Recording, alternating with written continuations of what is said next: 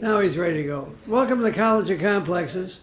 This is our 380th meeting since we started in February 2009. We put a speaker on every week, a different subject. Our speaker has to be for or against something. We don't care what it is. We give them an hour to make a presentation. If anybody interrupts the speaker, we remind the interrupter we'll listen only one fool at a time. It's one of our rules. Then we have questions and answers from the audience, not speeches. Then we have remarks, rebuttals. Everybody in this audience that wants who gets 5 minutes at the podium here to respond to the speaker said for or against. Speaker gets the last word, gets a comment, and close the meeting. But before we introduce our speaker, it's time for announcements. So anybody has announcements, now's the time to make them. If you have an announcement, come on up here.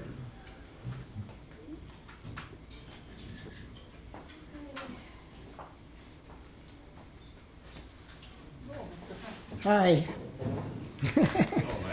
If you're free tomorrow at 6:30, you're all invited to this thing. I have a handout to give out. There's an event.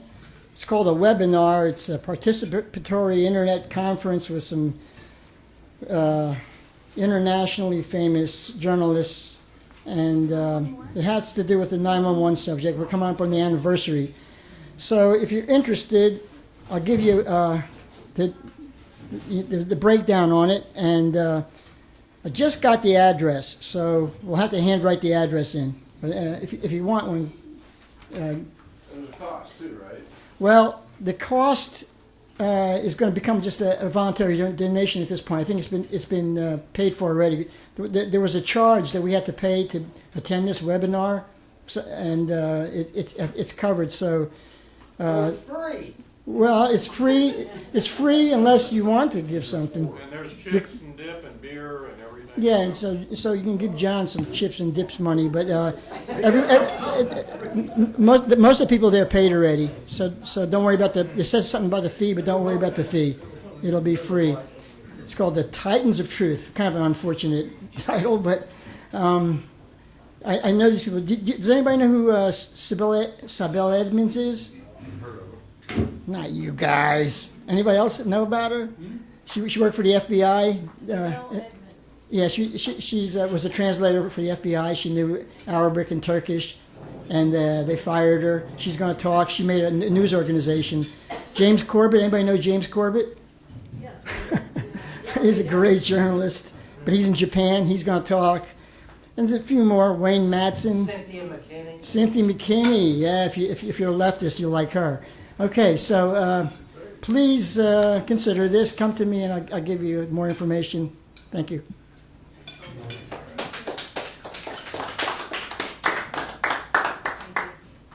Oh, another announcement up here. Watch your step there. Yeah, I just want to remind everybody that the Dallas Philosophers Forum starts fall semester this coming Tuesday. We meet the second and fourth Tuesdays of every month at the El Phoenix off of Skillman and Odelia.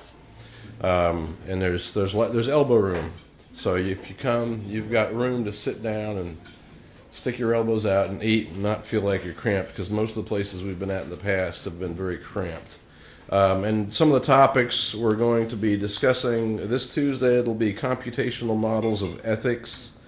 We'll be discussing education in the U.S., historical roots, competing philosophies, and a number of other things. So Jan has this. I'm going to give it back to her.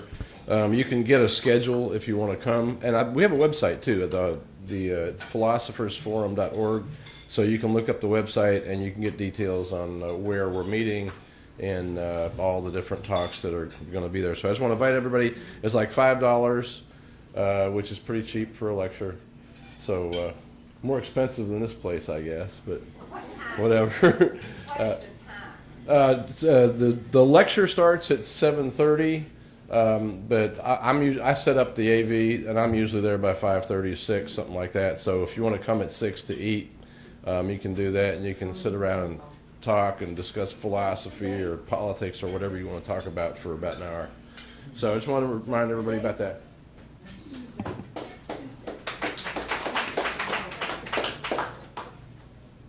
Any other announcements?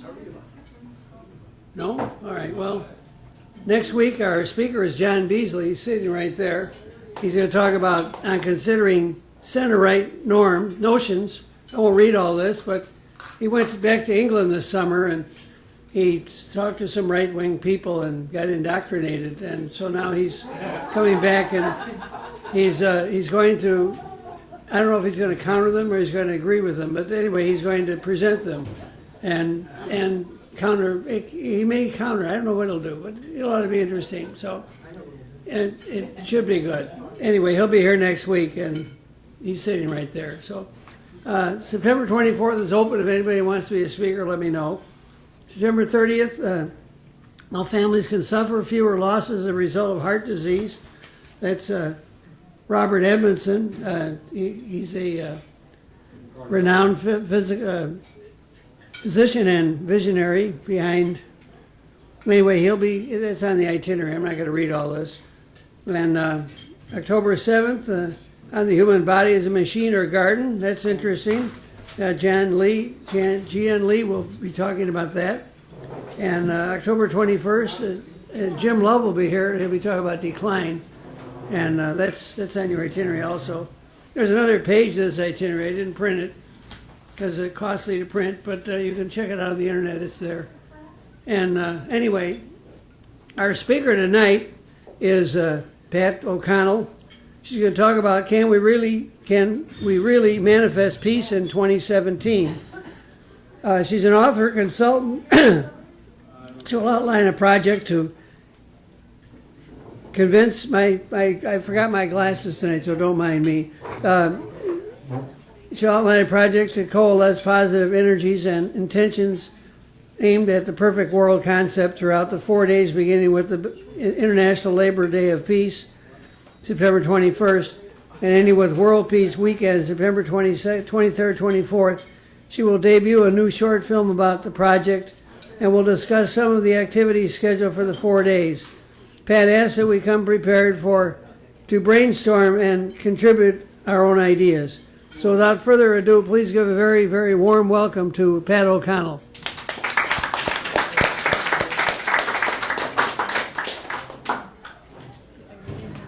Breaking something. You want to turn that light off? Sure, you want it? Yeah, that's fine. Thank you. That's better. And I have my glasses. Thank you. Normally, I'm here around this time of the year talking about September 11th, and really I am again this year, but I'm talking about it in a different way. I have concerns about how much time we all spend thinking and talking about and looking at and dwelling on what's wrong. So we're starting this presentation with audience participation. I started a list over here of what's wrong, just kind of from my head, and I would like to spend 5 or 10 minutes hearing from you guys, and Stuart's going to write it on the wall, whatever you want to add on here, what's wrong with the world, with this country, and this part should be interesting. Who wants to go first? Just shout it out, whatever. What do you consider, what bothers you about this world, this country, what upsets you, what do you think is wrong? Yeah, go ahead. The news media. News media, there you go. What's on the list already? That's right. What's on the list already? Oh, unending global wars for corporate greed, refugee invasion because of, number one, erosion of rights and freedoms, invasion of privacy / Big Brother, government, big business, bankster collusion or fascism, political correctness, and the wimpification of America. I made up that word, but it seems to fit. No critical thinking, med, pharma, mafia, forced vaccinations, etc. Manufactured opposition, division, hatred, and fear. Theft of hard-earned investments and pensions. Congress bought and paid for. That's Tom's, the best Congress money can buy, so I stole his word. Surveillance everywhere, and the news media. So what else? I know you guys have more. Racism, there you go. What else? The pharmaceutical forcing the vaccination. Right, that's on there. Hank? activist universities versus truth universities. Yeah. Okay. Big agricultural farms. Big agra, yeah. And I kind of lumped that in with the whole business, government business, bankster collusion. So big business of any kind, big pharma. Go ahead, yeah. Shale, Shale? shale oil. Shale, okay, so, It's not really oil. It's a problem. okay. All right, shale oil. John? H-A-I-L. H-A-A-L-E. Tom, I think, Shale, S-H-A-L. Tom, I don't know that we need the microphone, I think. Need the mic right now, Tom. Yeah, I don't think. Yeah, short-changing the young people. Okay. Bunch of complainers. That's what we want right now. I want to hear what we're all complaining about. Yes. Affordable housing. Good. Lack of affordable housing. We should have stuck both sheets out there side by side. Yes. Defunding public education. Can you write that fast, honey?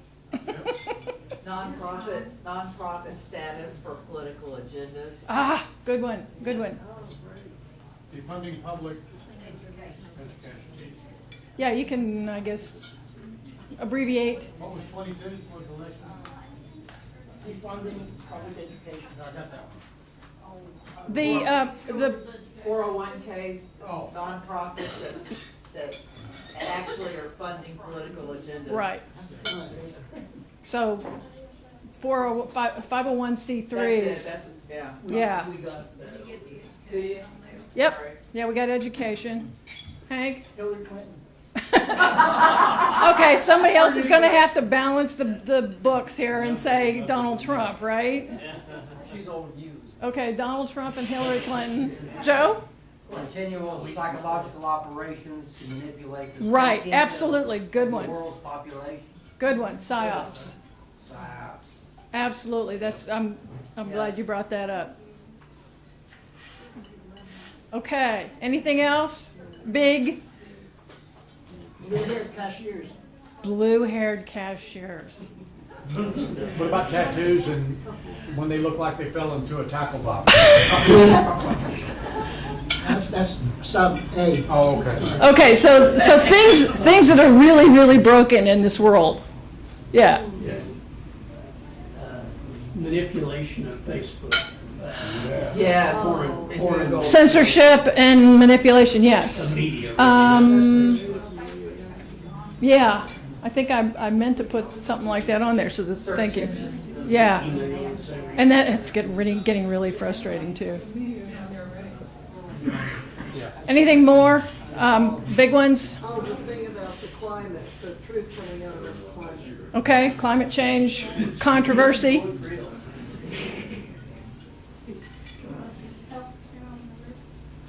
Healthcare, yeah, it's on there. Big pharma. It's on there. Chemtrails. Weather manipulation. Weather manipulate, well, Lack of reasoned discussion. weather.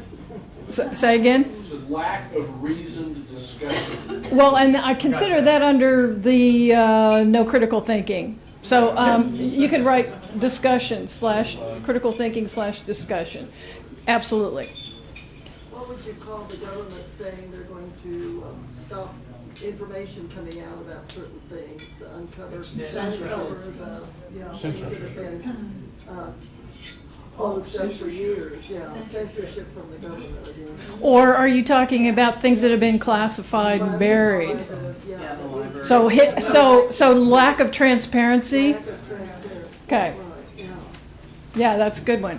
There's nothing wrong here.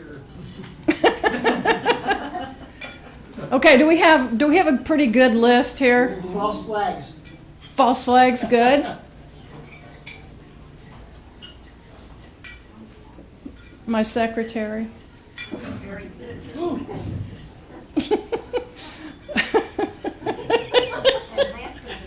Federal Yes. Reserve. Federal Reserve. That good. Okay, that's number 0. Well, and actually, I kind of consider that under the whole the bankster, government, business collusion, but that's a big one. Okay, so, thank you, Vanna. It's on there, Tom. Congress bought and paid for. I used your line. I know that. Best Congress money can buy. You were out there collecting money. Yeah, free to nonprofit. Okay, so that was an interesting exercise. So we obviously all have things that we complain about, we are concerned about, that we don't like, that we hate, that bother us. And I dare say that we are often consumed by it because we face these problems almost on a daily basis. We have, we have issues. I have experienced the censorship on the internet. A group I belong to suddenly got kicked off of Meetup. While another group that's just as bad or worse, the first group wasn't bad. The second group had its own issues, and they've got 1,083 meetups, but they were not kicked off. And so these issues are really concerning us, and they concern us all day long. And we see it on the media, the mainstream media. We talk about it at work. We talk about it at church. We talk about it wherever we go. We send emails back and forth. We share videos that are grim and depressing and ugly and horrible. And we are constantly bathing ourselves in dark information, dark energy. So let's assume first that everything in the universe is energy. Oh wait, it already is. E equals mc squared. That is the equation that says energy equals mass times the speed of light squared.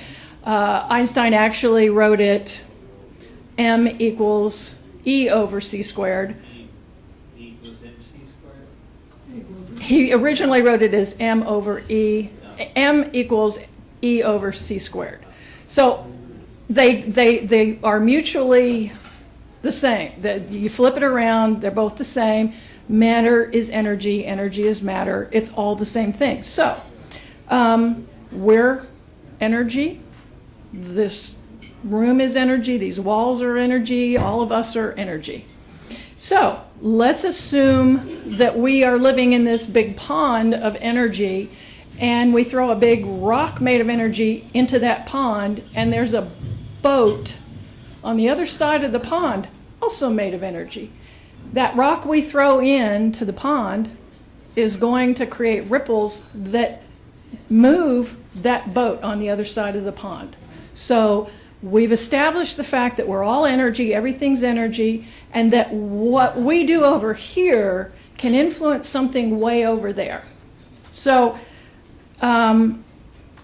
now let's assume that the physicists are correct when they tell us that the desires and expectations of observers in experiments that involve quantum level matter can influence the outcome of those experiments.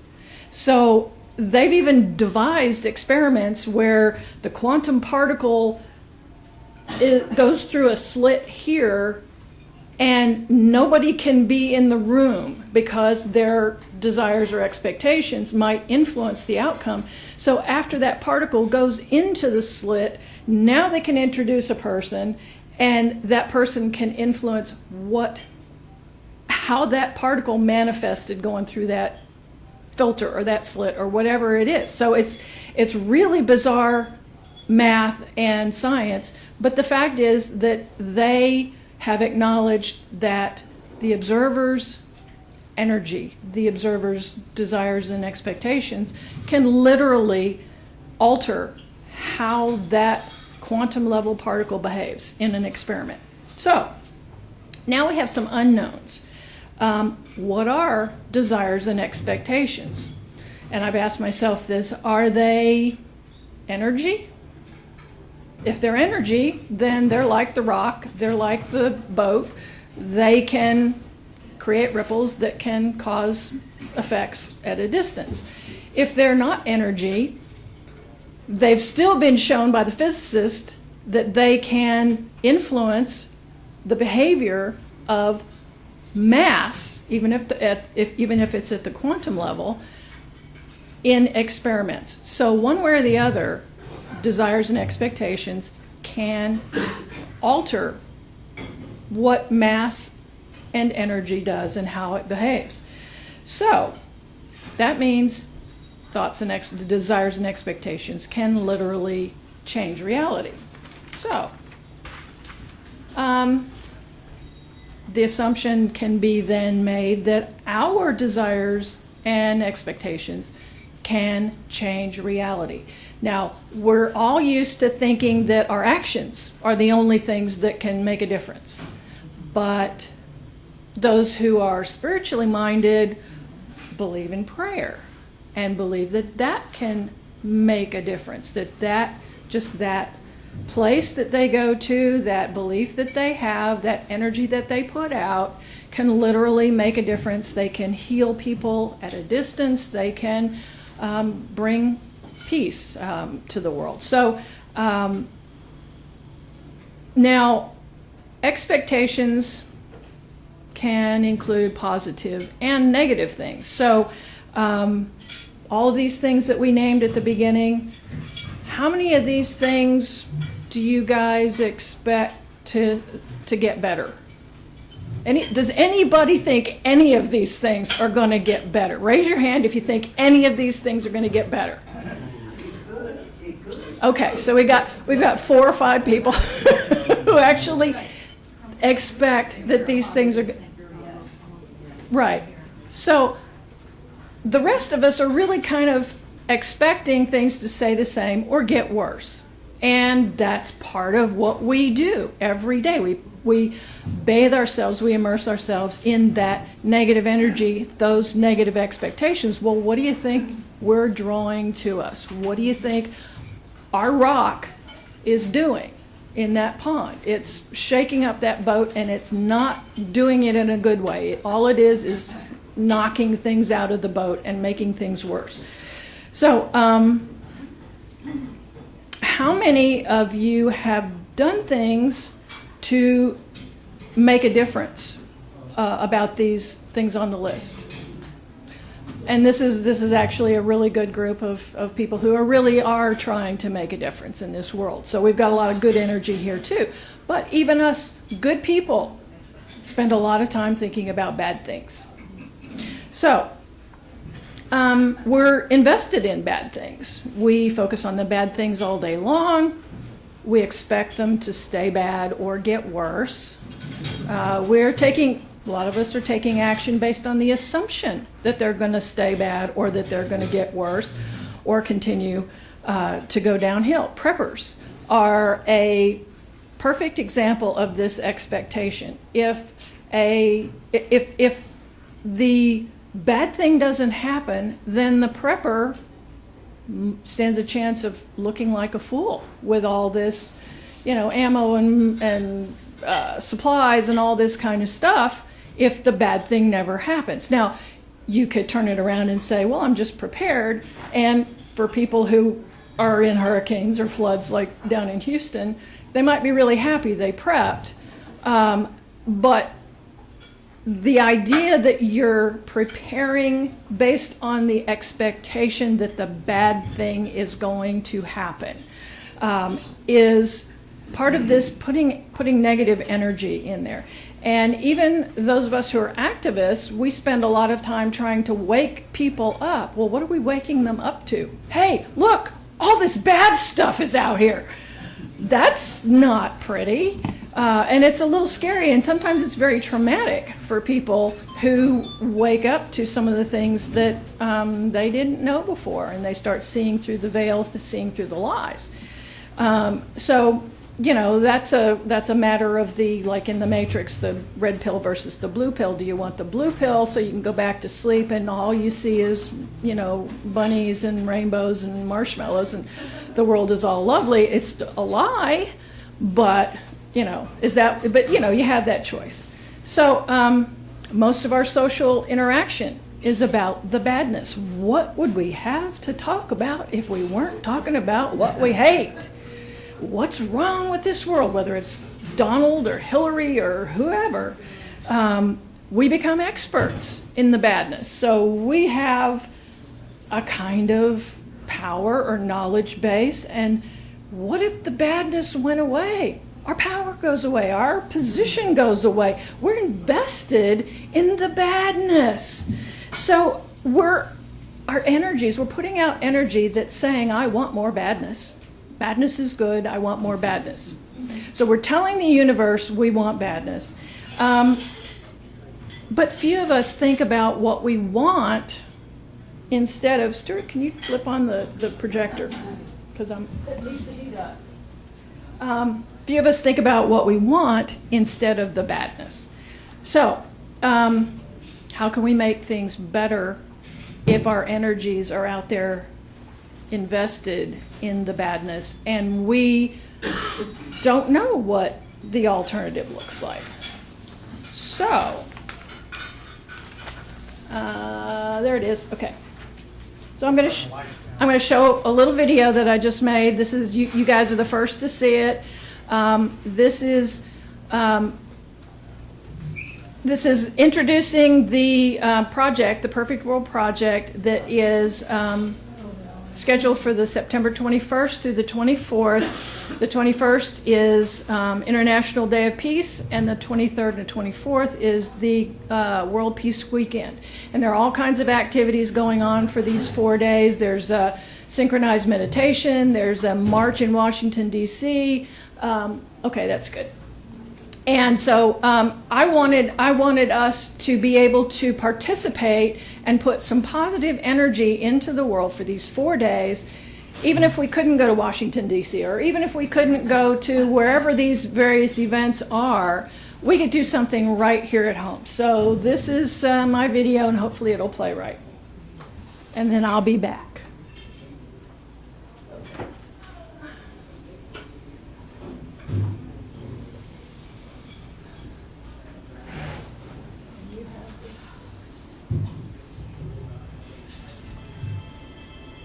These are dark times.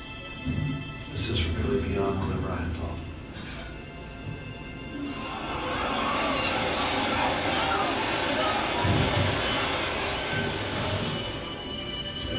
Getting worse and worse and worse and worse and worse and worse.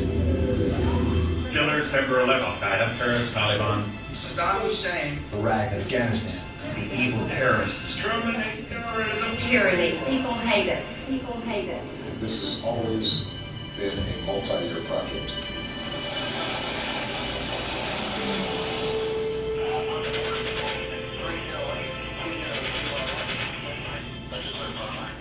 ISIS and ISIS.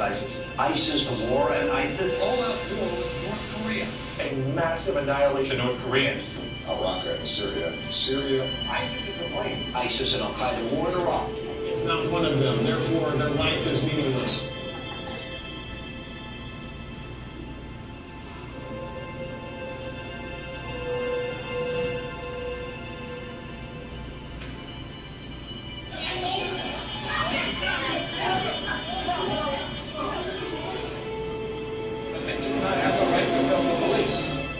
Crisis too big to fail. Derivatives. No criminal prosecutions. This incestuous relation between the government and Wall Street. An announcement that could cost retirees billions of dollars. Our kids are sicker. The CDC has covered up data, basically playing Russian roulette with our children. The CDC is raising its alert to the highest level for Ebola. An Ebola vaccine, major health alert tonight. The Zika virus. The next phony baloney crisis. A new disease. House cat flu is coming. Russia's hacking of the U.S. election.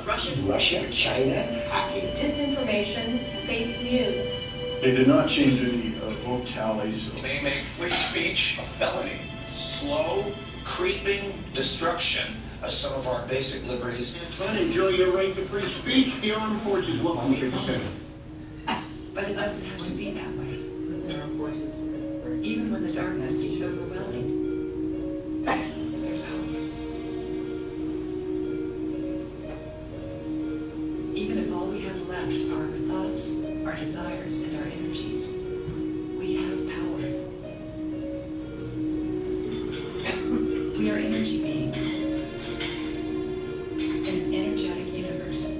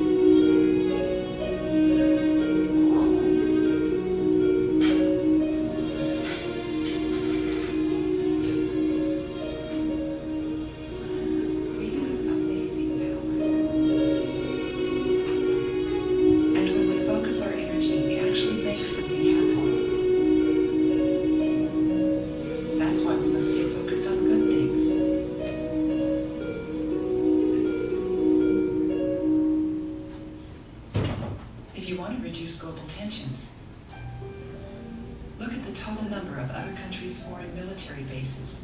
Then look at our presence in other people's backyards and see us closing those bases.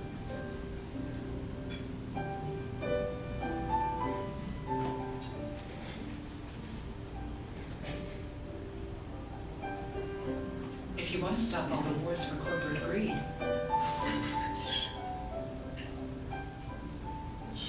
see an economy that thrives on innovation, not warfare.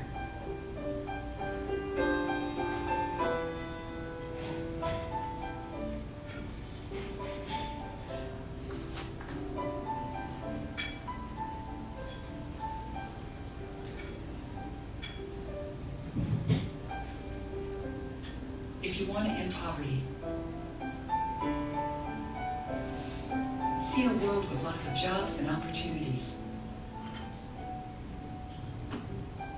where we all can create our own prosperity.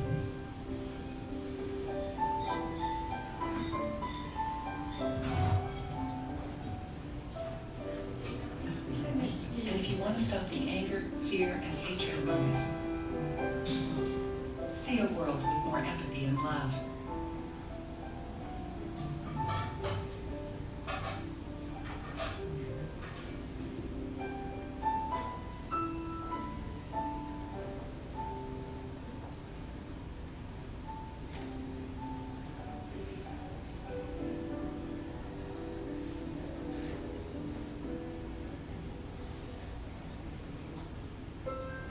But don't just sit around wishing or dreaming about it. Do something to make a difference.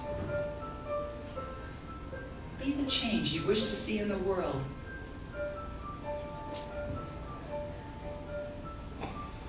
Believe in your own power, and it will be multiplied. Help the less fortunate.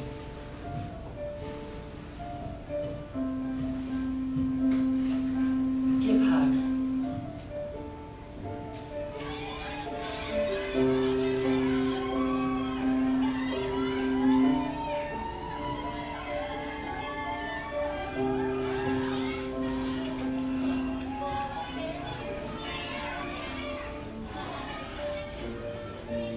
Fix what's broken. Election contest is challenging the results of the election, especially when they don't make sense. There are several numbers that just are not adding up. The number of voters that voted and the number of ballots cast. We've talked with the Secretary of State and asked for clarification on this, and their recommendation has been to follow an election contest, and so we followed their recommendation. Fight for truth and justice. Mr. Secretary, according to the Comptroller General of the United States, there are serious financial management problems at the Pentagon. Fiscal year 1999, 2.3 trillion missing. Fiscal year 2000, 1.1 trillion missing. And DOD is the number one reason why the government can't balance its checkbook. So how do you get started? These are the three parts of the perfect world engine: see, do, and thank. First, you have to visualize. Really see things as if they're already better. Second, you have to take action to change things, whether it's on your own or as part of a group. The other part of taking action is to turn bad news around and describe what it should be in the perfect world. And the third part is to recognize and give thanks for all the little and big gifts every day. Remember, we get more of whatever we focus our energies on. So jump right in anywhere and keep it going. Number one, let's try visualizing. In the perfect world, our troops are home, our 800 bases are closed, and the world is at peace. History being made right now. The war is officially over.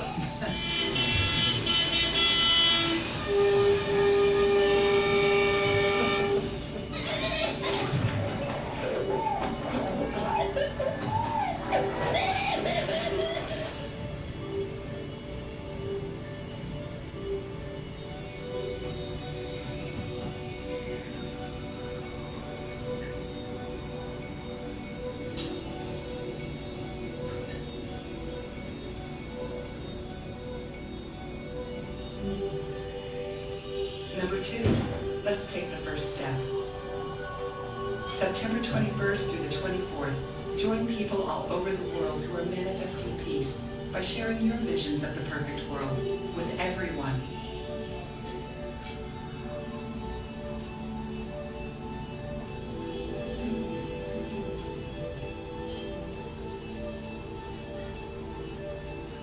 Put up signs and banners. Display your perfect world visions at home, at school, at work, online. And for the entire 4 days, share only positive, perfect world messages. Then continue to see and manifest the perfect world every day after that.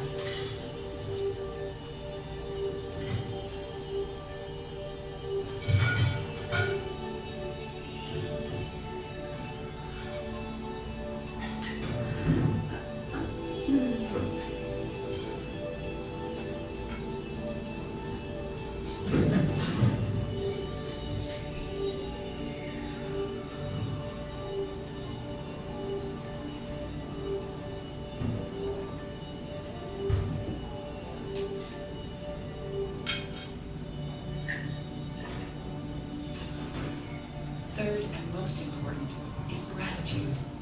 Give thanks every day for all the bright spirits and noble warriors who are already part of the perfect world.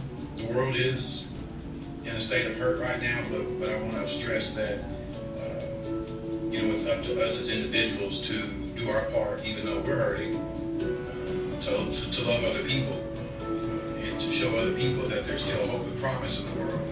So today, go out and hug somebody, tell somebody you love them. Maya, she's a hero, she's a cancer survivor, and I love her.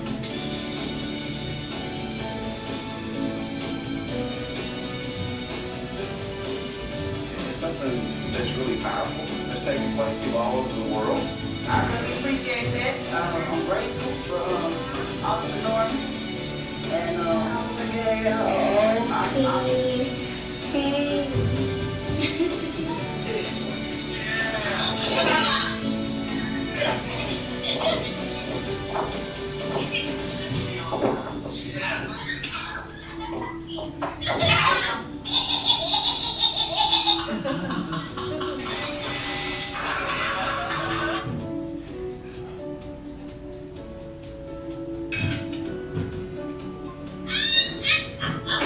And cherish the gifts of life while you can.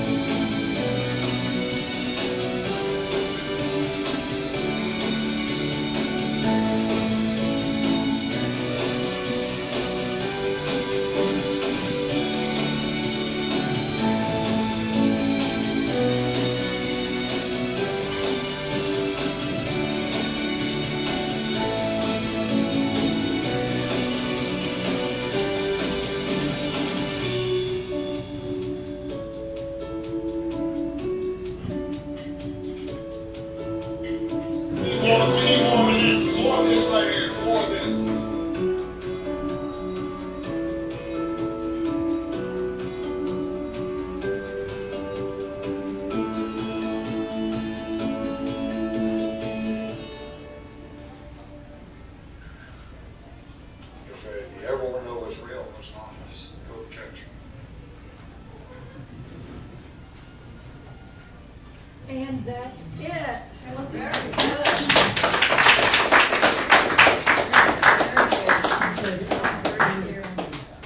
So, now you guys have the general idea. Whoops. No. No. This is really beyond whatever I had thought. Turn the lights back up. So that gives you a better idea of what the project is about.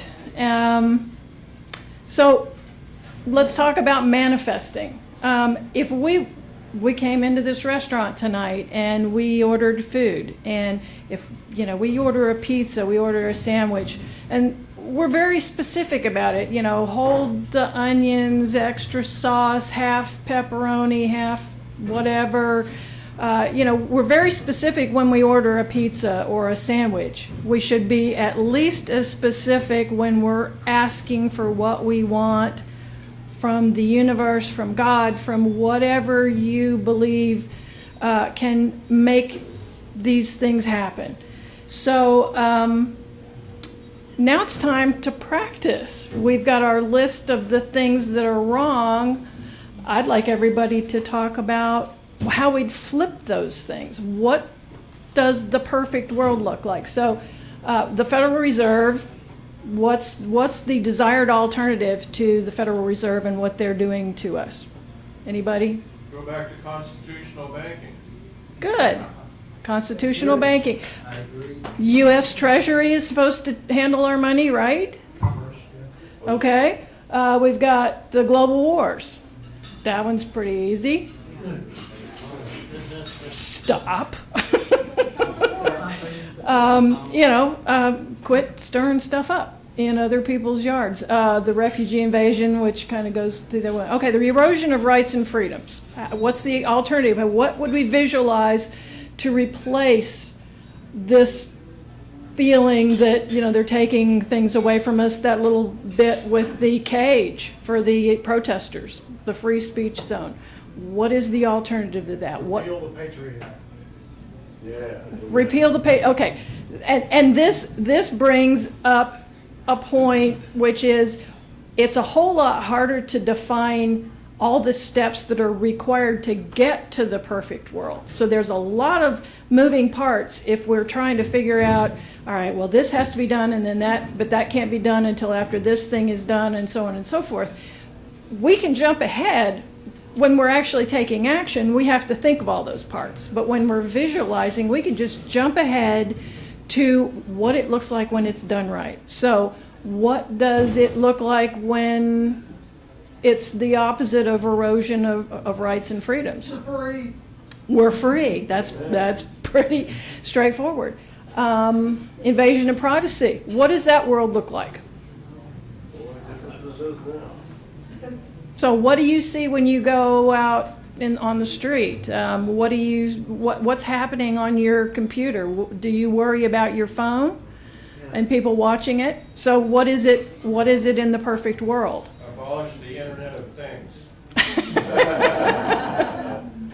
Well, and that raises another point, which is that a lot of these things that are being done to us that we don't like, we've actually asked for. So the technology, the surveillance, the GPS, knowing where we are every minute, we've actually asked for that.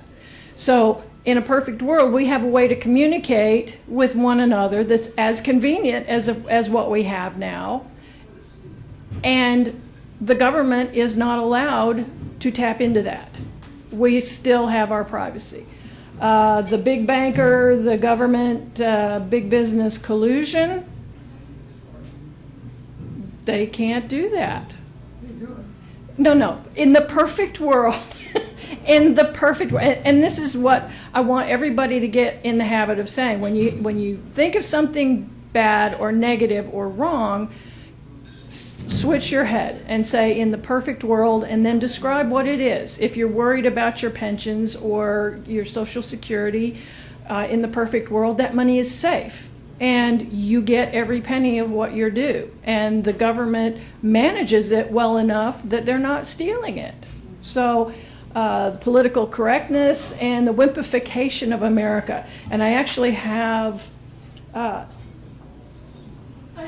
little thing I would like to read that Stuart found, that speaks to that whole safe spaces and all that. And I was thinking, I've seen articles where professors in the U.S. aren't teaching because they say they can't, every little word is a trigger word. If you say girl, women take offense because they feel like you're putting them down, and Every little thing can offend somebody. And of course, they've got now diversity police on campus, so they enforce this wimpification. And so the professors are afraid to say anything, so they don't say anything. I saw a course description from one university where the professor was saying, I'm not really teaching anything as long as you show up, and I'm not going to have any tests because that'll put too much pressure on you. And if you don't like the grade you got, and when he did have exams, they were going to be open book, open internet, computer, nothing, no test whatsoever. And he said, and if you didn't like the grade I gave you, you can ask me for a different grade, and I won't ask you any questions. I'll just give you that grade you wanted. And he basically summarized it saying that this is a low learning class. So, you're going to have to get the knowledge someplace else. So, anyway, so Stuart came across this letter from Oxford University and it kind of ties into the whole, the statues and the political correctness and all that kind of stuff. And there were black students at Oxford as Rhodes scholars who wanted to remove the statue of Cecil Rhodes, their benefactor. And because it was, racist and all that kind of stuff. So, this letter, and I'll just give you a few excerpts, said that Cecil Rhodes's generous bequest has contributed greatly to the comfort and well-being of many generations of Oxford students, a good many of them, dare we say, better, brighter, and more deserving than you.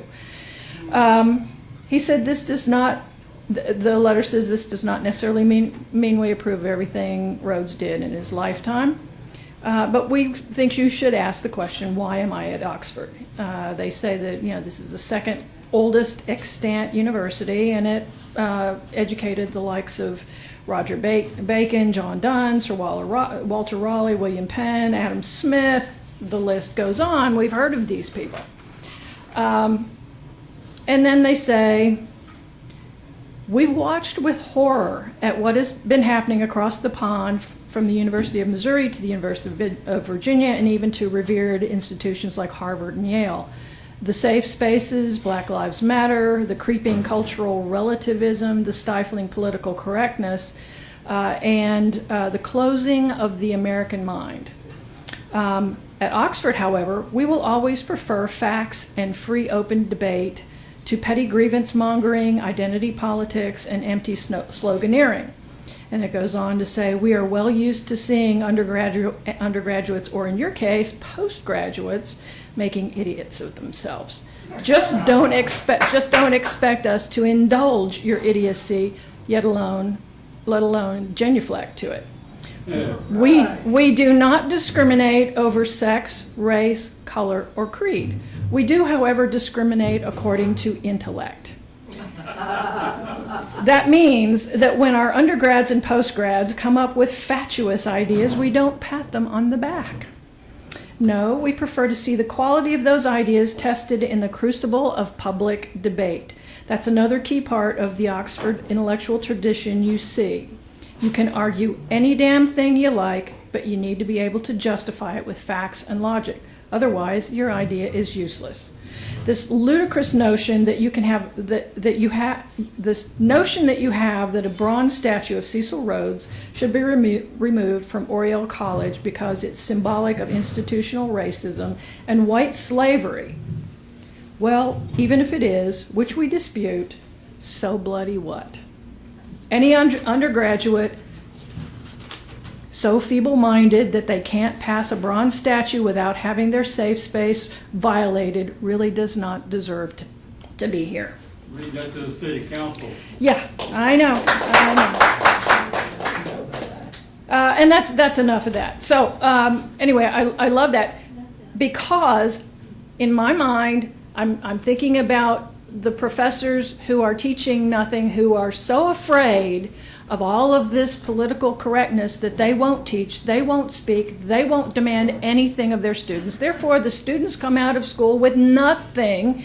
They come out as just bigger babies than they went in. And I thought, what Oxford is doing is what it looks like when it's done right. They're saying we expect you to perform. It's a level playing field. It's all about performance. It's all about the quality of your ideas and the quality of your knowledge. And we don't care who you are or where you came from, but get a spine. So, anyway, that's an example of what it looks like in the perfect world, to my mind. So, we've had a little practice. So what the project is, as you saw in the video, the 21st through the 24th is Global or International Day of Peace and Global Peace Weekend, World Peace Weekend, kind of all run together. Some groups are even starting earlier on the 19th, doing different things. But as you could see from the video, what this project is all about is giving all of us the opportunity to focus on what we want instead, the desired alternative to all of this wrongness, all of this badness for 4 days. Let's think about what we want instead. What does it look like when it's all done and it's right and we feel good? I mean, I've suggested to people that they journal as if it's already happened. Gosh, I came home from work today. I loved my job. I had the freedom to say what I said something offensive, that bothered my boss, and we debated it like civilized human beings. I mean, and I went to, the president was in town, and I was able to stand on the street next to people who love him, and I hated him, or vice versa, and we all both held out our placards. Whatever it is, see the world as if it's already done. And so on these 4 days, we will put out signs, we'll wear T-shirts. I'm going to be going around to churches and schools and put out notices at our neighborhoods. The website that was on the video, unitytrain.com/perfectworld, and I'll give you little pieces of paper that will remind you of that. I've got a press release that's a generic press release you can send out to your local media or your alternative media if you like them. And there's a customizable one. There's also two different flyers. There's a little bitty one that I'll give you that's about business card size that just basically has the website information and the email address, and then a larger one that you can give out to your neighbors and that sort of thing. PDFs are right on the website. You can send the link to the website or to the video on your social media. If you're on Facebook, if you're on Twitter, if you're on Instagram, whatever it is, share this with everybody. And then for those 4 days, I know it'll be hard because I've spent some time on Facebook and it almost killed me. It was so dark and so negative and so counterproductive. And anyway, if you can, and if you're on social media for those 4 days, try to encourage the people you are in contact with, that you're exchanging information with, to focus on the positive things. If they come at you with, oh, here's the latest police brutality, or here's the latest statue controversy, one way or the other, whatever their position is, or here's the latest thing they hate about Trump or about Hillary or whoever it is, encourage them to turn that around and express, okay, you don't like this. What would you like to see in the perfect world? And for 4 days, let's all think about the perfect world, what it looks like, what we can do. And then the last piece is, and I've learned this from experience, I'm not a woo-woo kind of person, but the idea of visualizing and intentioning. I know intentioning isn't a real word, but the law of attraction basically says if whatever you're focusing your energies on, you're going to draw more of to you. What I've learned is you can intention all day long, you can visualize, you can see what you want, but until you commit in your heart and in your soul to doing something about it, even if it's a small, insignificant, even if you think it's insignificant. But if there's some little thing you can do to make that positive thing happen, and you set your mind to doing that, you'll get a gift. This is me thanking the universe. I can't tell you how many times I have done that. I've said, this is what I want. This is the desired thing to this, work situation, let's say, where, it's painful work, it's useless, we never get a chance to do it well. We're constantly in a meat grinder and putting out garbage constantly, and I want to do work that feels good, and I visualize what that work is. And before I've actually taken the action that I have decided to take, more often than not, something comes out of the blue. A phone call says, "Oh, are you available to do this kind of work?" I hadn't told anybody. So we should expect these kinds of gifts to come when we see what we want from the world, and then we take an action, or we commit in our hearts and our souls to take an action. We will start seeing gifts, and we'll start seeing the gifts that were already here. So the little parts of perfect that were already here.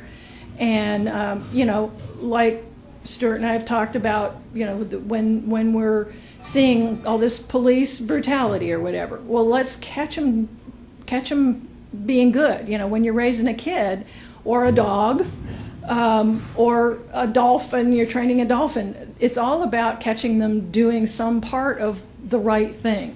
So when you see something ugly, instead of sharing that and dwelling on that and making your friends look at that and making them focus on that, stop yourself right there and say, okay, I don't like this, I don't want this in the world, I'm going to go find something that is the desired alternative. So in the case of, just today with the Oxford University, I realized that it doesn't have to be, puppies and rainbows and marshmallows to be a part of the perfect world. It can be harsh. It can be standing up for your principles. But see that and focus on that. And I think that if we really do this, if we really tell everybody we know about this, and go to our churches, go to our schools, and get creative, sit down and brainstorm. How can we put these signs out? How can we, put banners out? What can we do to really express these ideas of the perfect world? And what I visualize right now is that next year, around this time, the video is going to be about all those success stories. It's going to be pictures, videos of neighborhoods where everybody put out signs that did just exactly what you saw in the video. It's going to be people who come up with ideas that I couldn't even have dreamed of, that are really cool. The synchronized meditation and the earth dancing, and get more people involved. So that was it for my talk. So thank you.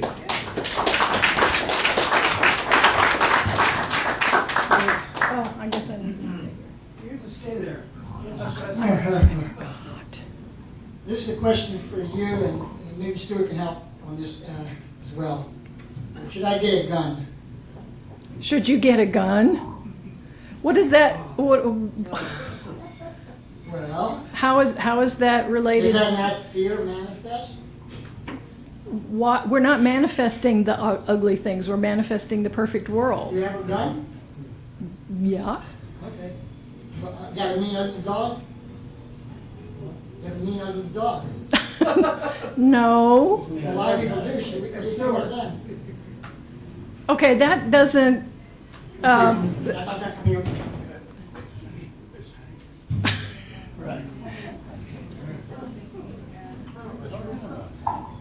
I think it's great. I'm always trying to be happy and all, but I still think this is the year when the truth should come out. I mean, I keep seeing it more and more and more, and a lot of things that are coming out are ugly. Well, but that's what I was reminded of this morning, thinking about the Oxford thing. That is the right thing. That's what it looks like in the perfect world. In the perfect world, the truth comes out. We get a real investigation. The real bad guys go to jail, or worse. Right, exactly. So that's what I'm saying. It doesn't have to be, rainbows and warm fuzzy puppies and stuff. Well, but isn't this a form of utopianism? You could say that. You know what happens to utopias? There was a study done, John. There was a study done that said that pessimists have a more accurate view of reality, but optimists are more successful because they don't let reality get in their way. That's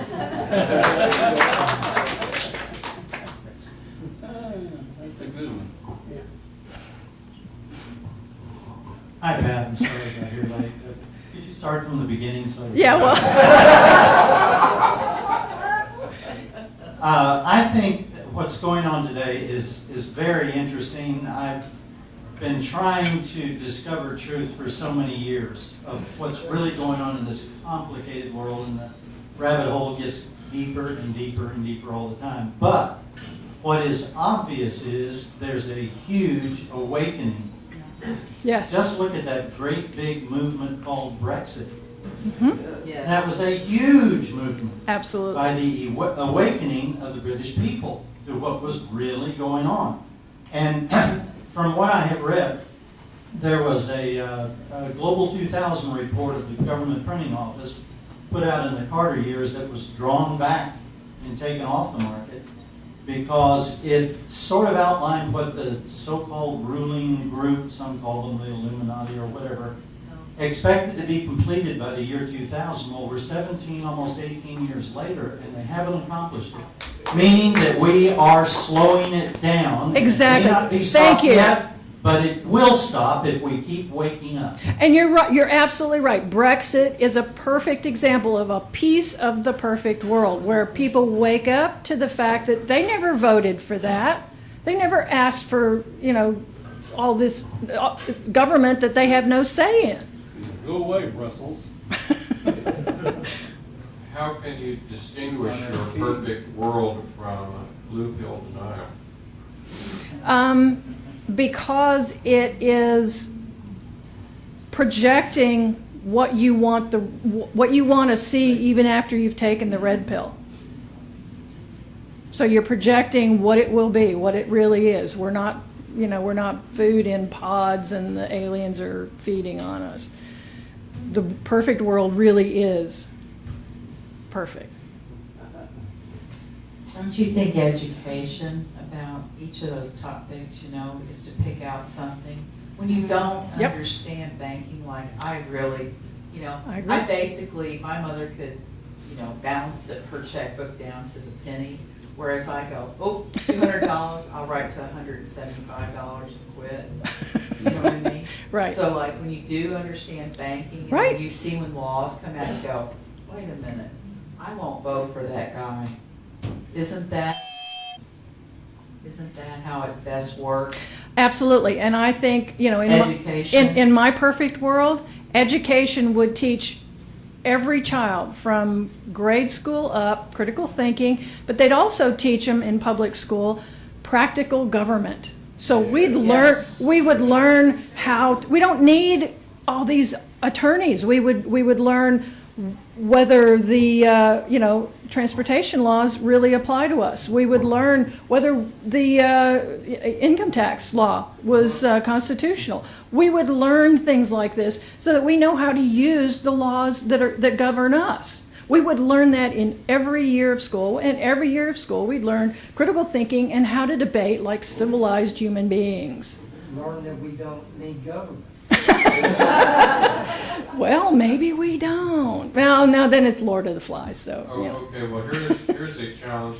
One of the fundamental presumptions here is, I'm sitting here imagining my perfect world, and I'm even intentioning it.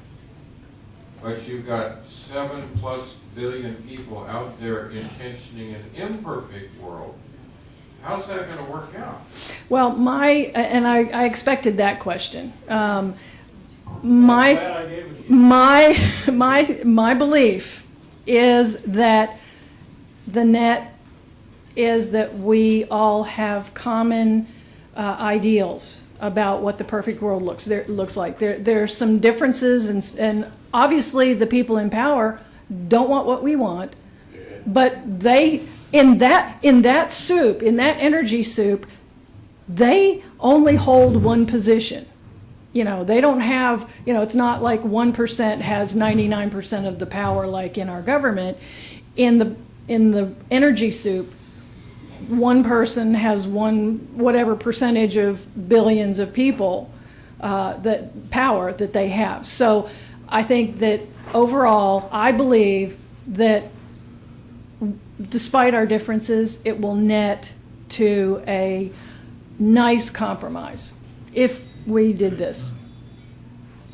Are you familiar with the 100th Monkey Principle? Yes. The book, The 100th Monkey. Everybody should read that book.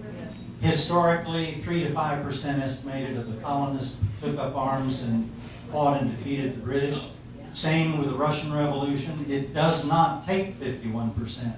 It takes clear consciousness of the right ideas of truth rather than the illusions and the lies. It's beautiful.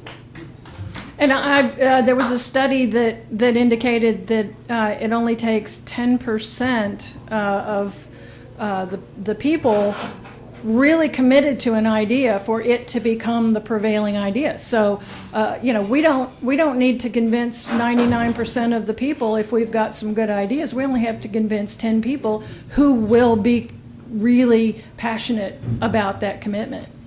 So, Hank? I want to get back to this energy soup thing, because that was going to be the main thing I was going to talk about too when I get my 5 minutes.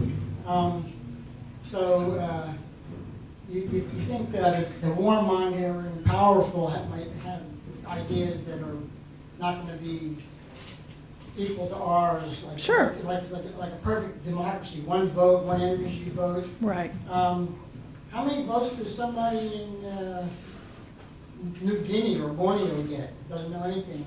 And he likes to eat people. Okay, I was about to.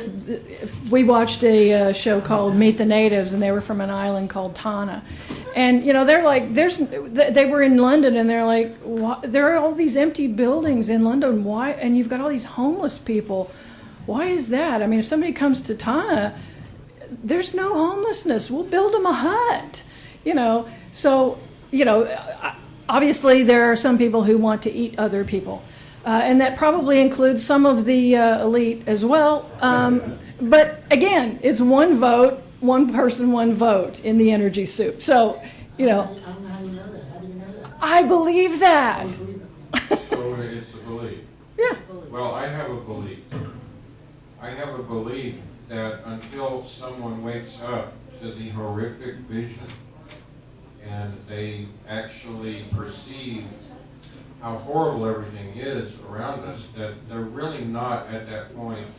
They're not ready to begin the healing. It's almost kind of like a 12-step program. Well, where you admit where you're at, and then you move from there. Now, what's your response to that? I agree, and we just talked about that this morning as well. I think that, yes, people do need to wake up to what's going on, but I sense and that a lot more people know things are badly broken. They don't know maybe how deeply they're broken. I didn't know how deeply they're broken 4 years ago, and I'm sure I'm only still at the tip of the iceberg. So, but I know enough to know they're deeply broken and to want the perfect world. I don't have to know every single dirty deed that's ever been done. I don't need 200 examples of the same thing I know is wrong. I know that there's police brutality. I don't need to see 200 videos of police shooting or beating somebody up to know that that's wrong and what the alternative is. But when the next Waco or Ruby Ridge happens, the thing that allows that to happen is the denial of everyone in society around them, where there's no reason why there should not have been thousands of people there telling the FBI, the ATF to stand down and get those children out of there. Do you think that there are already thousands of people who know those things are being done? All I have seen thus far is I've seen an amazing facility of people in this country to engage in denial and to go along with the message that the media gives them, even though they know in their hearts it's a lie. But there are a lot of people who know and don't want to speak about it. We ran into a guy that we were talking about 9/11. He says, "Oh, I know that's true, but you can't talk about it."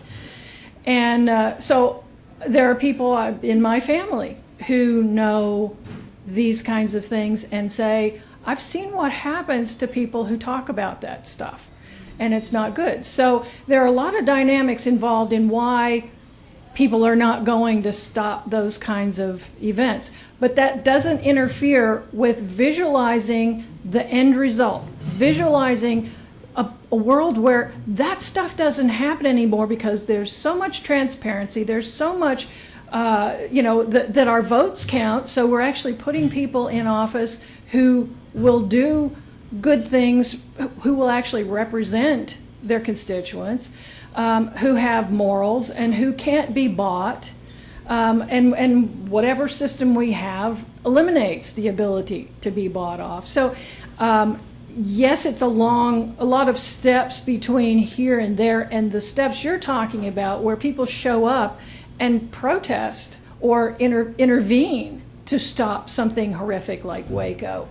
That's a very real task that people need to take on, and they need to have the courage and the willingness to say that I'm going to lay down my life if I have to for this cause. And there are those causes that I personally will lay down my life for. But I want to also be here long enough to do some good in the meantime. So there are a lot of things involved. What you're saying is needed, but it's not required in order to visualize what the world looks like without those ugly things. Right. Okay. Given the fact that the power elite broke the system, and I'm quite happy that it's broken. Right. It suits them that it's broken. How does the goodwill of majority overcome this power elite? Because the power elite actually have all the leaders and have Tom says has board Congress. It's yes, there might be a good 10% ready to go, but what real power does that 10% have against the combined money of power elite that can bribe everyone, even good people get bribed? You're right, John. But what the concept of visualizing and manifesting does is it bypasses all of that reality, that pesky reality. So yes, those people are going to hold on to the power they have.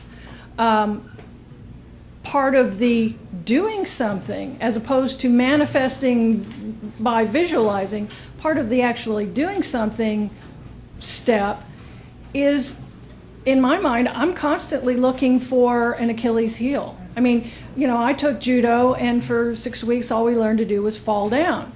And I'm like, when are we going to learn to do something useful? And finally, after 6 weeks, the instructor teaches us that if you can fall down and control that movement, your opponent expects you to resist. And so now you're in a situation where you're not afraid to fall down. You're not going to resist. They don't expect that. So you can use their momentum against them. You can pull them over, and now you're in charge. So I keep looking for those kinds of, an Achilles heel. What is the momentum of our opponents, those very powerful elites, and how can we, be the David to that Goliath and use some little trick that they're not even covering their butts in this sense. Speaking to that very subject with their Achilles heel, all of their efforts are aimed at convincing the mass population of certain things. Right. And I believe that's starting to break down. Yes. There's a lot of people that are catching on. Bring me a box. So that could be the Achilles heel that we've got. And I just want to encourage everybody to keep doing what the right thing is in your particular, paradigm and your sphere of influence, because when each one of us does the right thing, it influences things and changes them. Absolutely, absolutely. And Stuart talks about, what Gandhi did. He just said, turned his back, and I'm not going to cooperate. If we just stop cooperating.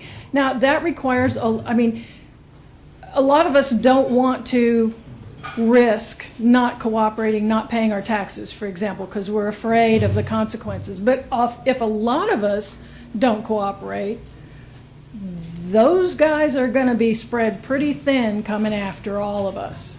So, there are a lot of things we can actually do.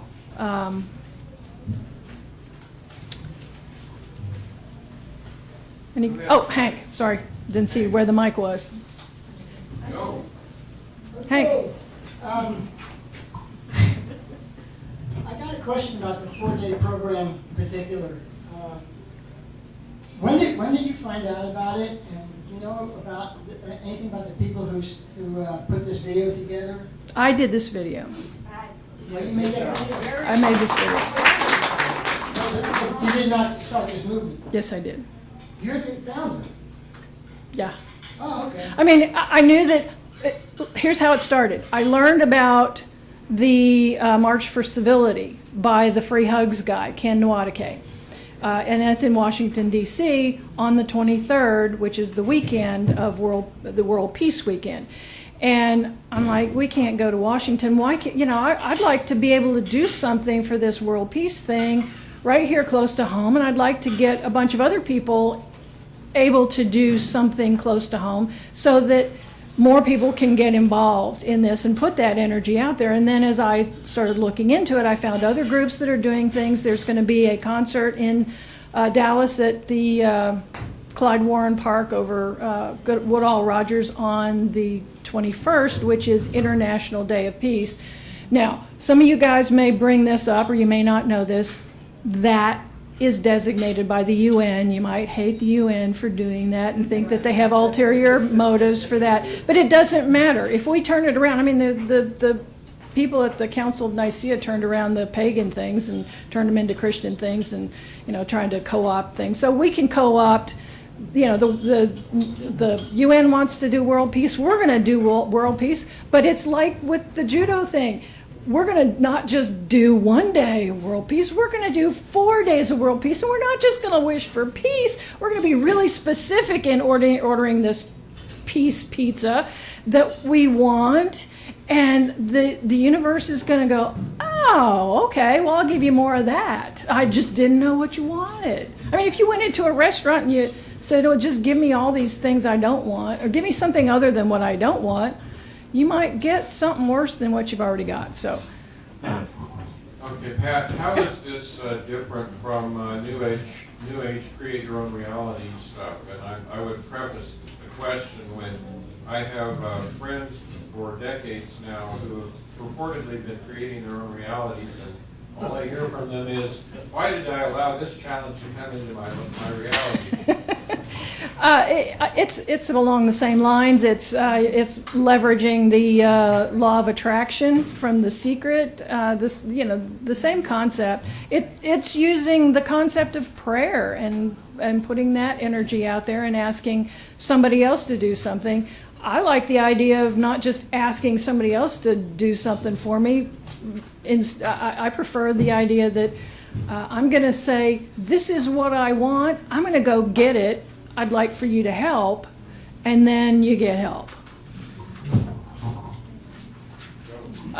There it is. So, 3 things came up to me in 2000 on New Year's Eve all around the world. There was drumming yes. from sunrise, sundown to sunrise, all the way around the world. And I found that magnificent. Yes. I mean, I truly heard that voice. And the one difference with what you're doing is there really was no intentionality Right. in that. It was only intentionality to return to a norm. Right. Again. Right. So there is a difference, but it was powerful. Yeah, I agree. At least to Yeah. me and probably millions, if not hundreds of millions of other people, it was extremely powerful. Along the lines of what you're saying, is there energy and positive thoughts? Xerox Learning Systems, you wouldn't think of Xerox as a training company, but in the 60s, when they were trying to figure out how to sell a $20,000 copier to people that had never heard of it before, they tried to figure out why, and IBM had the same problem. I mean, I went to college with people that were computer science students, and we wondered what the hell they were doing. And so both of those two companies, Xerox and IBM, had the problem that they had a product that a lot of the salespeople couldn't push because they didn't have it in them to push it. They couldn't see the end. So Xerox Learning Systems came up with a concept that's still used in management called be, do, have. And you're really talking the same, the exact thing. And to put that into words, it is be willing to do what it takes to have what you want. I like it. So I would argue that you can't be, do, have until you do decide what it is that you want. Right, I You agree. aren't going to get there unless you decide what you want. The last one that I would thought that this is all my thoughts. This should be question period now. So if you can make that into a question. Well, yeah. Do you know what the I did. Do you know what the lowest? I didn't realize it. I'm sorry. I thought I'd been hearing a lot. I've been hearing a lot of comments. So, do you know what the lowest crime time of the year is in the United States? No. It stops. Somebody said Christmas, and that would be my guess. Oh no, I would think Christmas is the worst. It's the Super Bowl. Now, why is that relevant to what you're doing? I mean, it's like magic. It's so far below, crime drops beyond belief. And I really believe it's exactly what you said. Is almost every American, whether they're interested in football or not, comes to a decision. Do I want the Cowboys or do I want the Giants? And that becomes what they are cheering for and hoping for and visualizing. That's a really good point. And when that happens, the energy pulls away from all the criminals. Go figure. So, how can we create some games that everybody would invest that much crazy energy in that's going to be good for the world? I mean, that's not. Yeah. That's wasted time. Okay, we done with questions? Yeah, I think so. You get to sit down. Okay, yeah.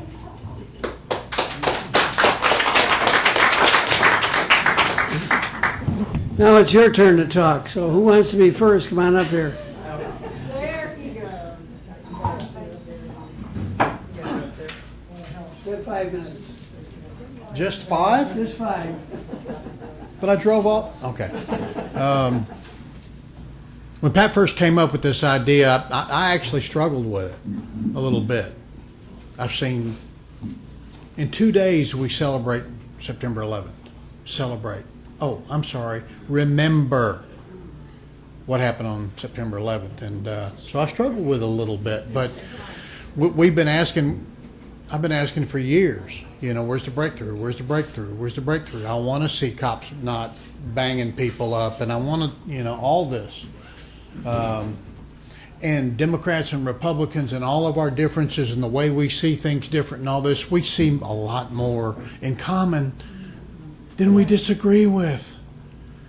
And, okay, so I want to say what I visualize, let me preface it by this. AT&T Stadium, Jerry World, packed in 160,000 people to watch wrestling. Fake wrestling. Fake, well, duh. And these people make signs for their whatever guy or girl or whatever. I mean, it's just unbelievable. So I'm visualizing nobody goes. Nobody goes to watch wrestling. Nobody watches that crap. Nobody watches the... Do you know it doesn't matter if the Cowboys play? I'm not anti-good game or football or anything, but with all the crap that's going on in our world, so I'm visualizing people quit going to the NFL 501c6 nonprofit, by the way. Oh, really? Uh-huh. So is Major League Baseball. They pay a little more taxes, though, because they've been around since, I don't know, 1820 or something. Anyway, but so that's what I want to visualize, that people actually take interest in their fellow citizens, their fellow people. If we don't take care of each other, we're screwed.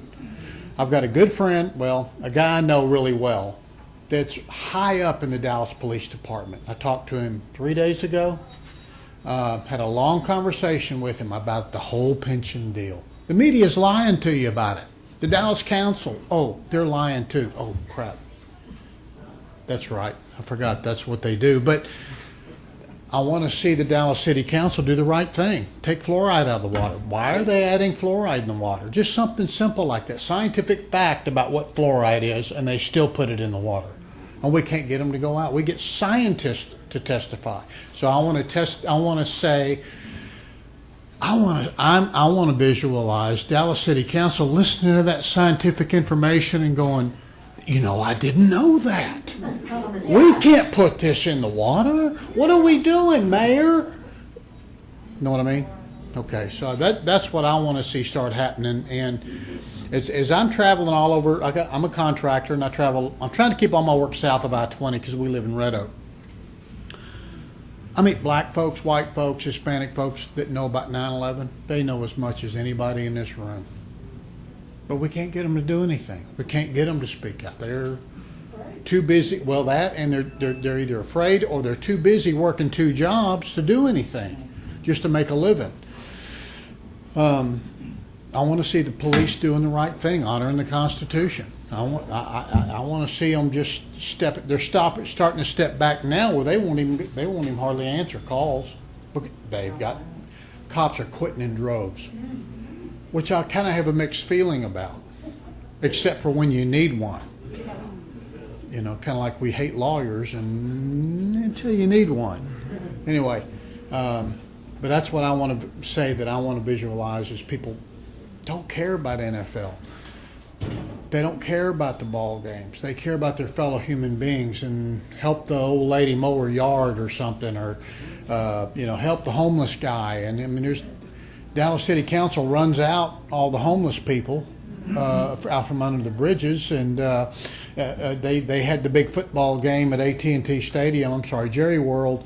A couple of years back, didn't they have a Super Bowl there or something? I don't remember what it was, but then the Arlington police and Dallas police herded up all the homeless people and shipped them off to some motel, because we can't have people seeing that, right? This is Dallas.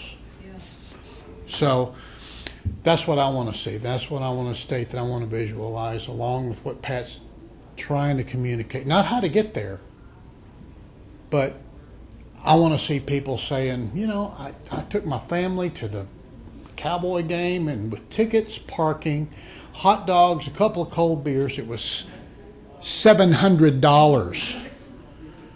I've got a friend that did that. Took his 2 grandkids and his wife to a Cowboy game. It was $700 for crappy seats. So that's what I want to see. People stop cooperating with the nonsense, and they start taking care of their fellow human beings, and we start looking after each other, and we start realizing that it's up to us to look after each other.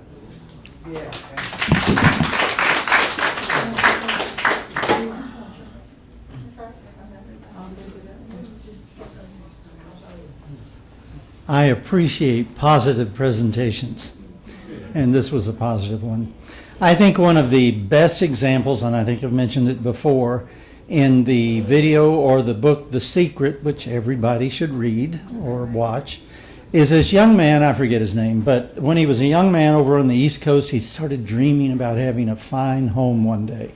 And then after a while, he found this beautiful picture of a house in a magazine, cut it out and pinned it up on his wall, and every day he'd look at that. Gosh, I'd love to have a house like that someday. Well, he grew up, went through school, moved out to California, and eventually married, and they had a little boy. And then they bought a house, and they were moving into the house, and the little boy was helping unpack boxes, and he saw that picture, and he brought it to his dad and said, "Daddy, what's this?" The very street address they were moving into right then. That is how powerful consciousness is. Everything going on out there is what's within you. I mean, it is very difficult to grasp this because we are brainwashed into not realizing what power the image and likeness of God has. There is no limit to that, but we limit it all the time. And we listen to theologians who think, oh, you're a sinning man, you know, you've got to just be repentant and all that. You've got to express good and hold it in your consciousness. Now, we're a big, huge, diverse society in the United States. In Iceland, they are very coherent in that they're a small population and they're very much the same people. But when the banking collapse happened in 2008 there, those people said, well, to hell with this, you bankers. All that debt's not ours. That's from your phony money, because they had a banking system like our Federal Reserve, part of the Rothschild banking system, that we need to keep seeing dissolved and gotten rid of in this world, because you cannot have a war without a bank. And it's the same international banking system that supports every side of every war. It supported Hitler, it supported Stalin, it supported England, supported France, Germany, everybody. It's all the same international banking system with different branches. I think that it is very important to realize what those people in Iceland did. They, by the thousands, got pots and pans and spoons and surrounded all their government buildings 24/7, all night long. They beat those pans until they drove all their government members out of office. Right there, they held public elections, elected a whole new government, and the last I read, they had 26 of those criminal bankers in prison. And their economy is coming back up pretty well now because they did not accept that phony debt of fiat money that we are accepting still. We need to wake up and realize how criminal that Federal Reserve System is, and the IRS, because that is the collection agency for the Federal Reserve. Most of the income tax we pay pays interest in the Federal Reserve. It does not run the government. Our taxes do not run the government. The government is always run off of legal constitutional taxes like import duties and sales taxes and so forth. We need to wake up. We need to see these things, and we need to hold the true ideas in our mind. You know, there's that statement, give and ye shall receive. Well, that's a universal principle, not just some religious tenet. If you are lacking something in your life, think about how you can give something similar or something to others out there in life. And what you do by that is you open up the blockage in your own soul, in your own consciousness, so that from that infinite source that we all are connected to, it starts flowing. And you start giving that out to the world. And that will change the world if we do that more and more and more. And holding the thought of good in mind, when we see the worst of evil, we know that that evil comes from illusion, not from what the Creator gave us all, but from the illusion of a form of consciousness that needs to be corrected itself. And if we hold to these principles, we can overcome so many of the so-called laws of the universe. So-called, I say, and I've mentioned this before. I listened to this on the radio in the 60s. The German paratrooper who came out of an airplane at 3,500 feet over Rhein-Main Air Force Base outside of Wiesbaden. The chute didn't open. He landed right in the middle of the concrete runway. Well, that evening when the astonished reporters were interviewing him, sitting up alertly in his hospital bed with his one broken leg, bunch of bruises, no other internal or external injuries, they said, "How in the world did you survive that?" And he said, "Well," in his very firm German way, he said, "Our instructor taught us how to land right. I knew how to land right. I knew I was going to land right, and I knew I was going to survive." And that was the film and the energy in the projector of his consciousness that created that for his life, rather than allow fear and all of these pictures of crumpled up bodies to rule. And that's what we can do if we do it more and more and more, and do it with the greatest sense of love for humanity and life that we can.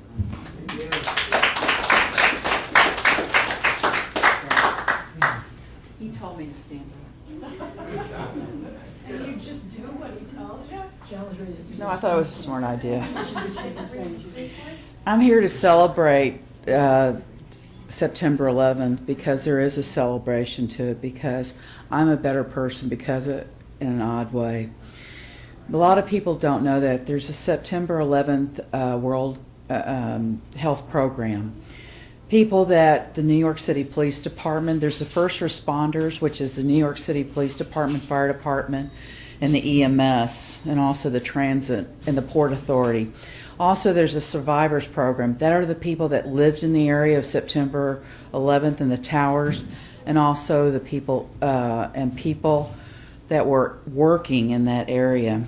And it's a federally funded program. And what it is the government, it was funded for 4 years, and it just got re-upped about 2 years ago. There are 52 cancers, if you can imagine this: prostate cancer, skin cancer. There's cancers I didn't even know, and being a registered nurse, I now know there's 52 cancers. And there's some that are so rare that it's because it's a huge, think of this, they pulverized 2 buildings when they came down. Every machine, biological, that means every human body, everything that was in that building, and they're not all sure what was all in those buildings, or will they admit to it, is all pulverized. And people worked in that. It was burned in that. It was smoldered. There were police officers. I have the privilege of taking care of people, and some of my I worked for a year, and some of my patients died during my care. I have 2 that are still friends. As a whole, you don't take. They said, "You can't leave us. You're still gonna be with me. I have to talk to you," and it's still a professional level.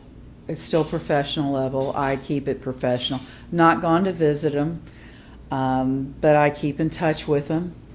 Also, for a year, I talked to every major hospital, teaching hospital, Memorial Sloan Kettering, and handled their oncology care.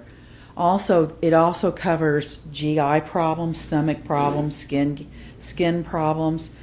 Now, these people, this could have happened in Dallas, Texas. This could have happened in San Francisco. This could have happened in Chicago. My father was a Dallas police officer, sheriff's department. These guys have suffered. It is now in their sons, their daughters. This is going to be funded for the next 60 years, so that'll probably take care of this 3 generations. And I am so proud that these are Americans, and our government actually took care of them. John Stewart is one of the more fundamental people that got this reinstated to take care of, and we should be very proud of him. You know, I'm not fond of a lot of the late night talking heads, but I am proud of him, and we should be proud of these people.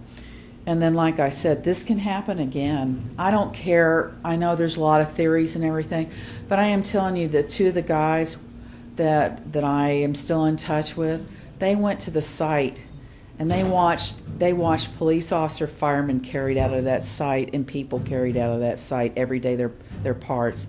Now that is a tough part. One of my guys, Herb, he was there at the first one. He was there. I said, I knew him for a couple years, and he said, I was at the very first one when they blew up the basement at the World Trade Center.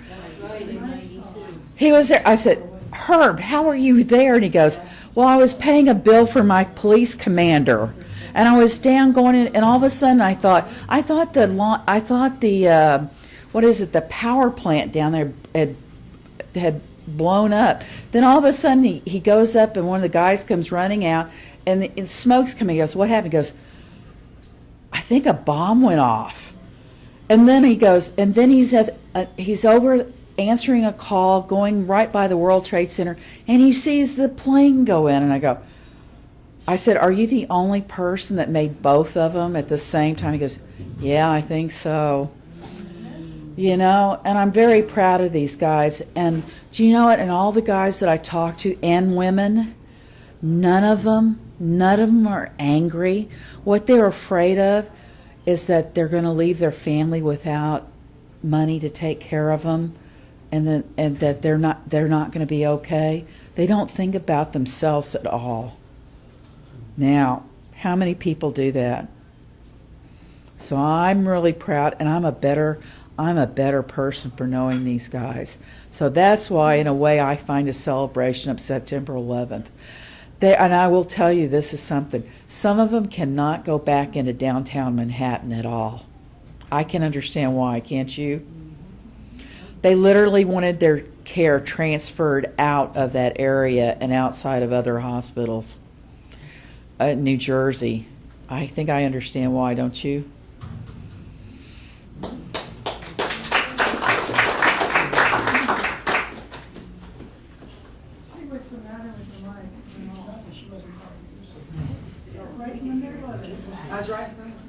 Well, this is actually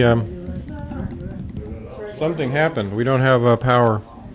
I'll bet it got unplugged over there. Testing.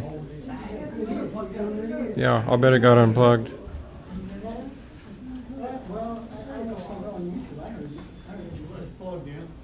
It's plugged in. Testing 1, 2.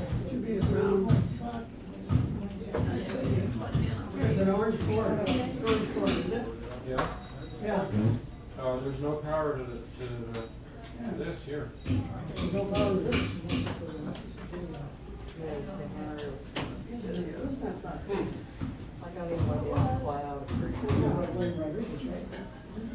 Okay, well, we don't have, Houston, we don't have contact here.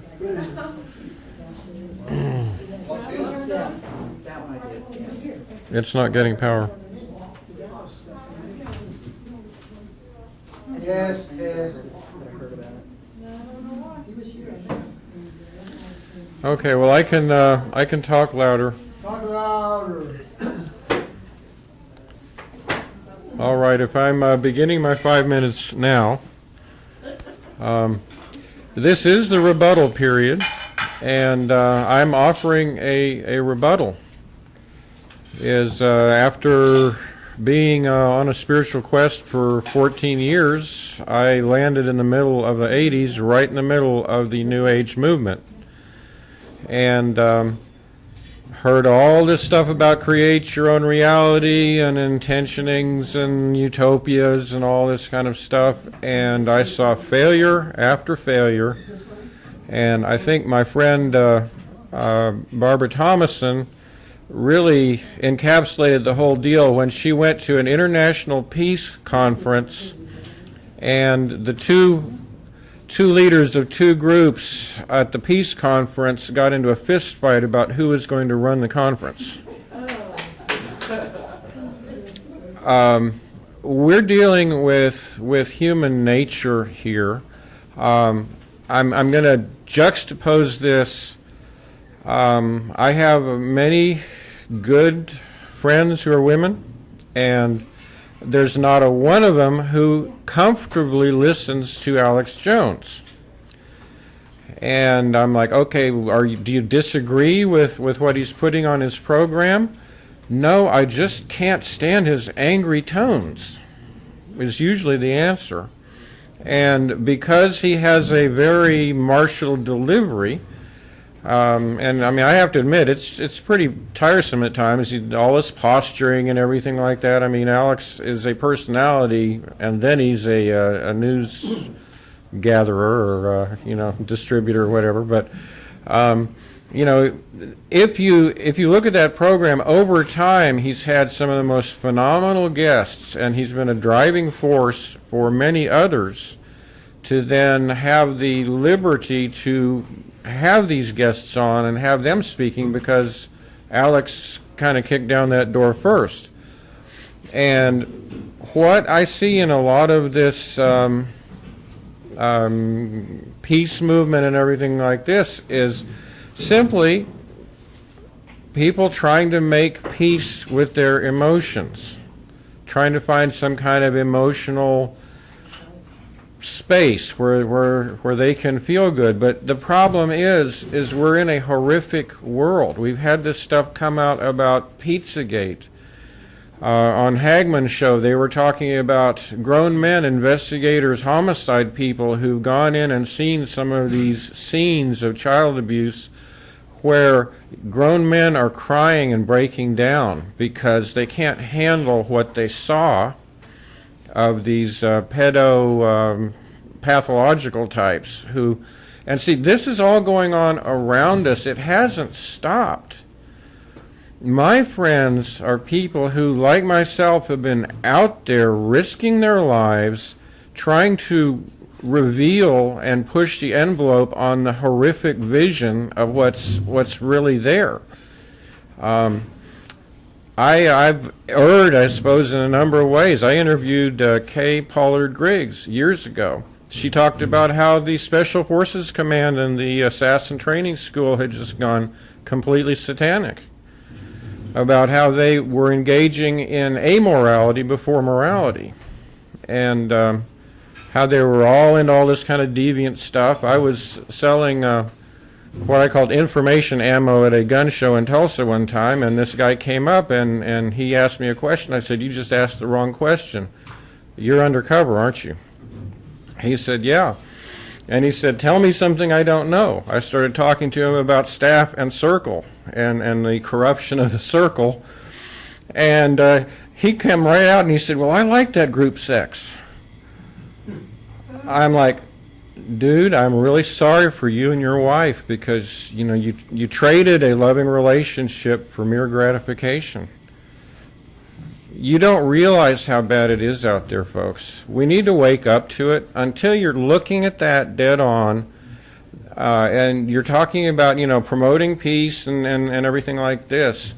It's an imperfect, when you go with an imperfect view of things. I mean, I will say this, is I'm never more positive than I'm flat on my back broke. I mean, I'm very positive then, because everything's up.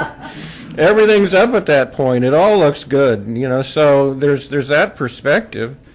And then I'll go back to a little Eastern thought here from Paramahansa Yogananda. He said, manifesting through your thought is a skill to be acquired.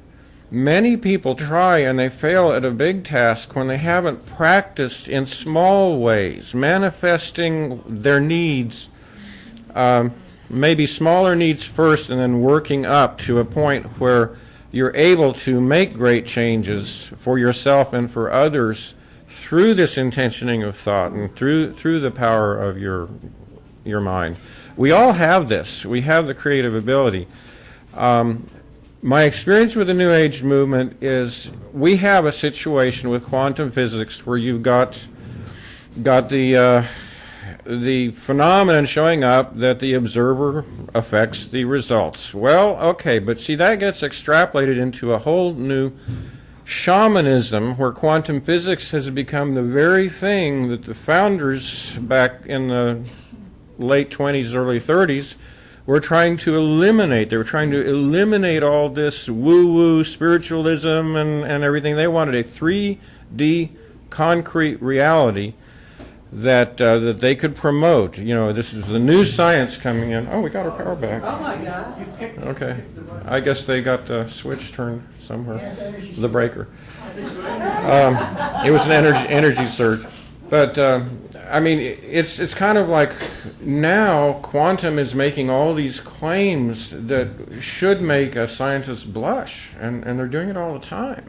As if, but see, now that religion has been pushed to the side, we all have negatives for religion, and you know, the old, everybody, this is the dog we love to kick. But then what we're not challenging is we're not challenging the current illusions that we're living with. And I'm saying break through the illusions. And oh, by the way, we need a new frontier. This is the illness. This is the illness as our generation labors under. When I came back into the real world in the mid-'80s, when I left in the 70s, we were on our way to the stars. There's nothing we couldn't accomplish. When I got back in the 80s, everybody was like all narcissistically involved in their stock portfolio, and it was just sickening. What happened to the frontier? What happened to your frontiers, all of you?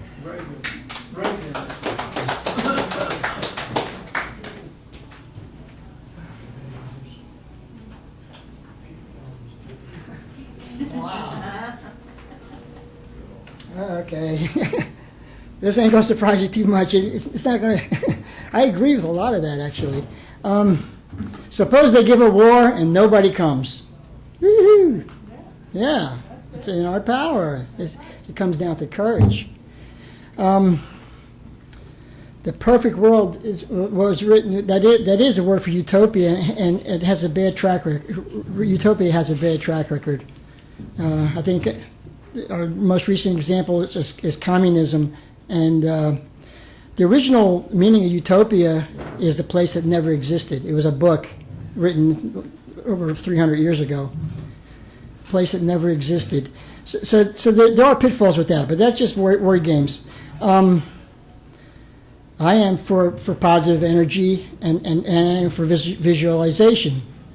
I visualize all the time. That's my job. I'm an artist. I'm a good artist. I take your visions and I make them manifest in the world. It's a humble thing compared to world peace.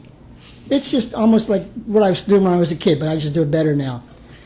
There are certain rules that go with that. I don't know if I have them written down or categorized, but if I don't do it a certain way, it doesn't come out.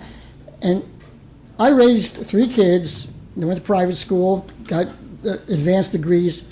I didn't have a degree myself, just off of being an artist with no salesman skills or nothing. But when I go into a client, he says, I want this, I want that, I want that. I'm like, okay, and I just make it happen. I make what's in his head come out. So I made a living off of that for 40 years, 50 years almost, and I'm still doing it. That's my job. There's certain rules to these visualizations if you want to manifest in the world, and people alluded to this, the be do kind of thing. This smacks of a shortcut. When I say shortcut, that's very much related to witchcraft. It is. It is. Now, when you know, in this group, you might have some pretty good consensus, but I don't know where you come up with these assumptions that the whole world gets one vote. I mean, there's people, let's see, their perfect world would be no white people. Let's see, another perfect world would be no black people. Another perfect world would be no homosexuals. Another perfect world would be only homosexuals. Another perfect world, no men. It just goes on. Another perfect world, only football. Another perfect world, never football. So we don't, generally we don't have really great consensus. It's an assumption. I have to lean towards this thing. It's brutal, and I don't want to be negative because I understand visualization. I really understand positive thought too. I mean, but I don't have a handle. I think that to take it to the next level and think that we can change things like the world peace situation, some of these big problems, just by thinking it is a little stretch. He stole a lot of my thunder. I was going to say, you opened with science. I didn't find it very convincing because you said, well, I've established that this is energy and the quantum energy and so forth. And he said exactly almost what I would say, that is not really the same energy. It's the same word, energy. But the point here is, oh, I forgot my point. I'm getting old here. The point would be that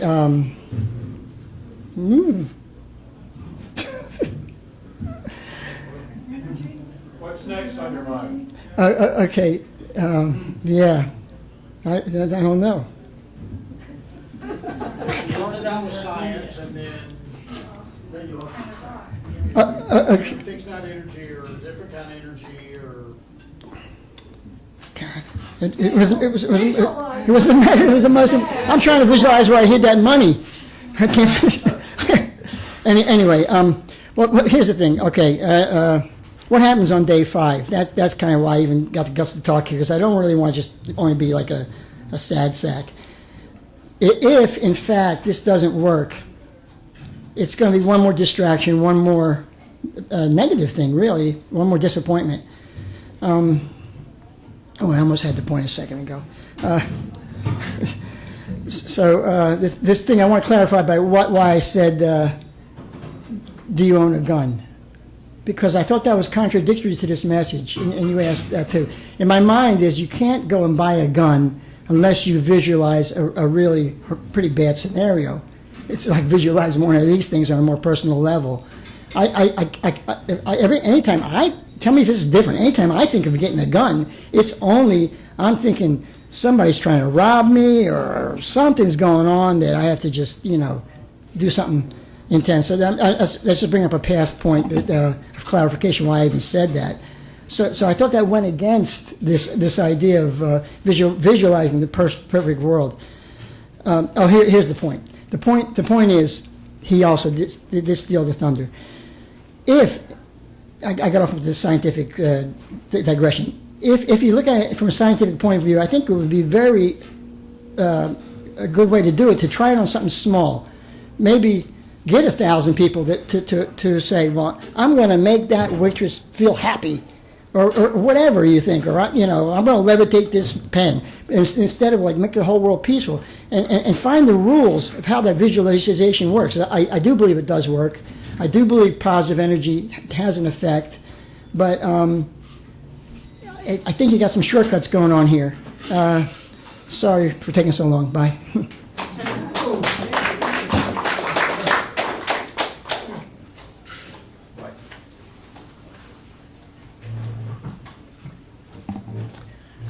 Okay, Pat, you asked what would I visualize? Well, or as we'd say in England, envisage.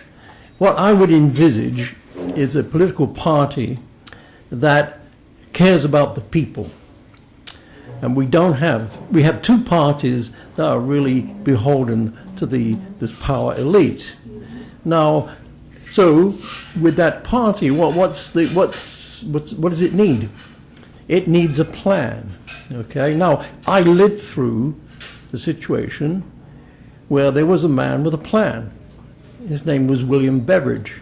So, 1942, in the middle of the war, when everything was going bad, our army was being pushed back, we had defeats in Norway, and so on and so forth. The Americans were not, they didn't even have a fighting force until 43 even.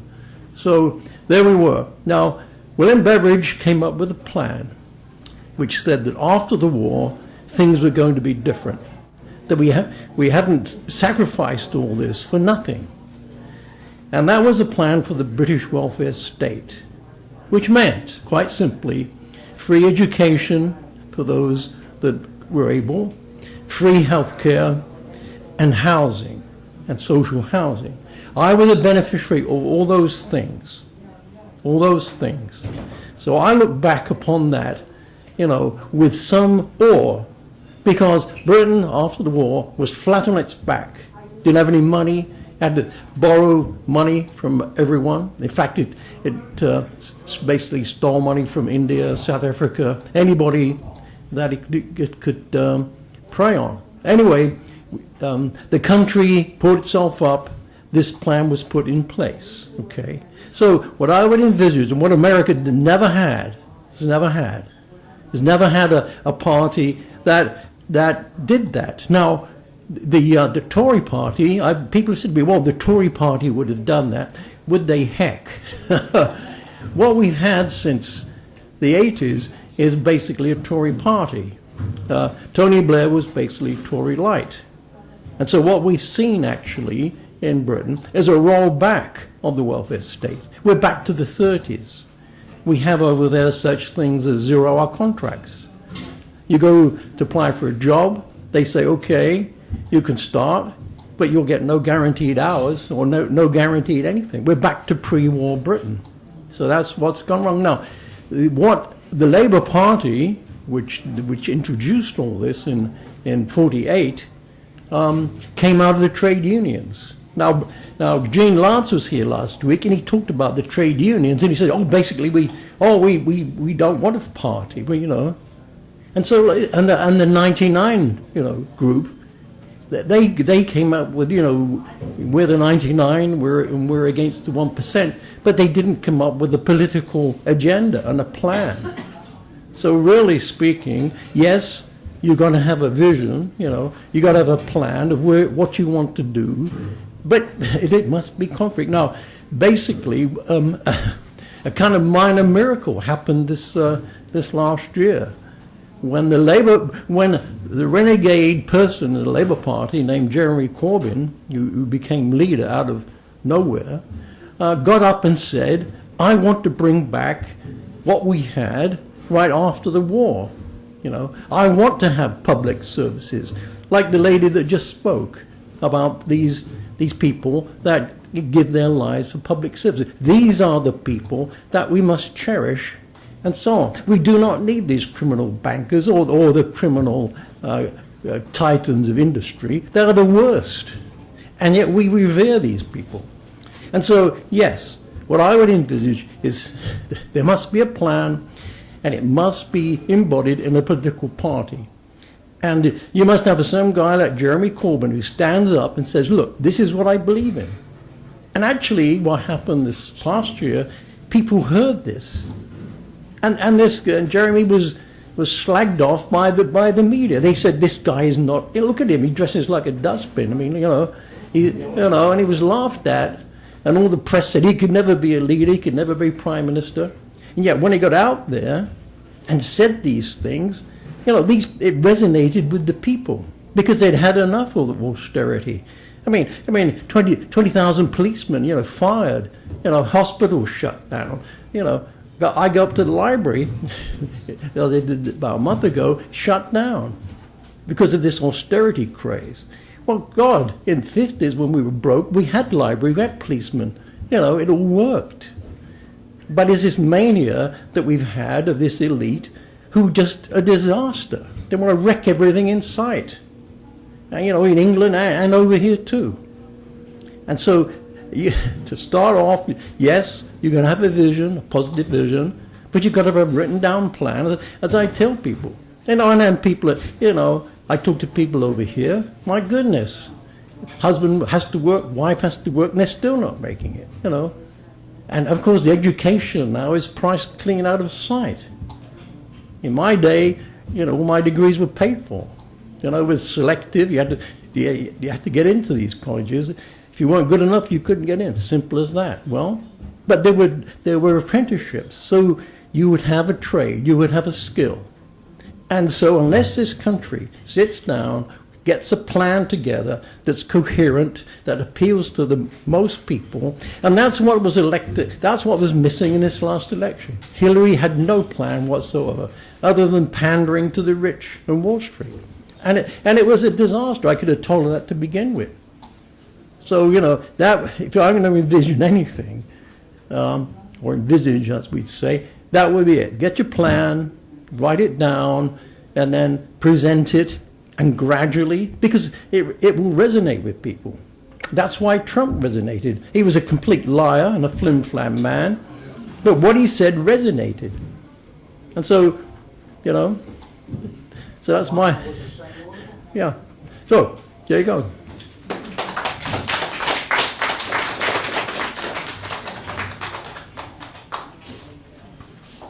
I think I'm the last one standing, so I want to thank our speaker. I think you did a great job here tonight. As we look ahead as to our problems, my background, I was a negotiator for 20 years in the railroad industry, and now everybody's leaving. But anyway, I was a negotiator in the railroad industry for 20 years, and a few things I learned. I had some good teachers, and the first rule of negotiations is that there are no rules. But the second rule is that you can never get what you want, but generally you get two things you want. You trade something you want for something you want, you get them both. I used to do that all the time. I had some good teachers. For example, we had two divisions, one north, one west, and the business was shifting to the west, and they were laying people off on the north division and hiring people on the west division, hiring new people off the street for the west division. And so these fellows really wanted to follow their work. So if you were dumb enough to go in and say, we'd like to combine the districts, they'd say, is that what you want? And you say, well, yeah, what do you give us? And they'd start beating you up, and you'd end up with a rag of an agreement nobody could live with. You'd start in Green Bay, Wisconsin, end up in Clinton, Iowa, and Chicago would disappear. So this is one of the problems. So what you do is you pick something out of the air and say, we'd like this. They say, that's more money for something you're not doing. That's why I'm here. You're crazy. Well, that's why I'm here. You're serious. Well, yeah, well, what do you give us? I don't know, what do you want? And they start throwing everything on the table, everything's no, and finally they say, have you got any suggestions? I don't say, I thought you'd never ask.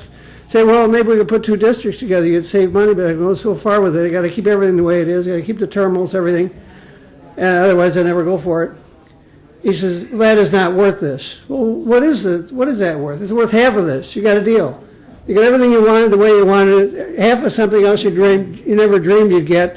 You go back to the men, they say, here's everything you wanted the way you wanted. And they say, well, where did that come from? Well, they threw it in, nice company. And the company goes back to his boss, says, give him a promotion, because great job, they give him another promotion. Anyway, this is what you do. And my point is that you can get what you want. You got to understand these things. And in our history today, John brought up the fact that we got a Congress that is bought and paid for. It's corporations control the Congress. By definition, that's fascism. Corporations controlling government. And you can't get anything done. The Congress, you got the best Congress money can buy. So we've got to change that. How are we going to change it? Well, to me, you have to figure out what Congress will vote for. They'll vote for free airtime the last 90 days of a general election. I know they'll do that. Why? Because they get to keep the money they raise for re-election, and they don't have to.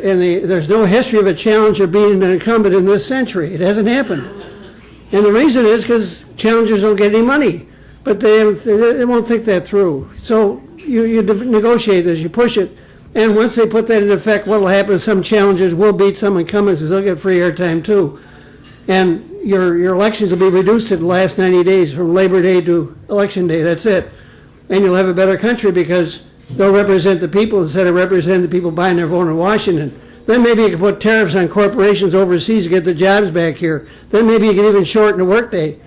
Go to a 6-hour day instead of an 8-hour day, and you wouldn't gain 2 hours leisure time because you already lost it in traffic. You get it back. You put 25 million people back to work. You have more people working, paying taxes, and less people not working, draining taxes, and the government get a two-fold benefit of increased tax revenue without raising taxes. They have less bills to pay for people who aren't working as they'd be working. This, to me, is this can be done, and we just have to push ourselves to get it done. That's what I have to say on it. Anyway, you get the last word.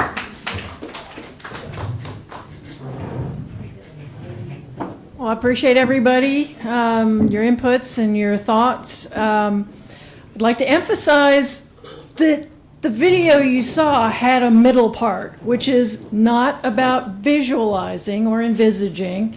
It's about doing something to actually affect change.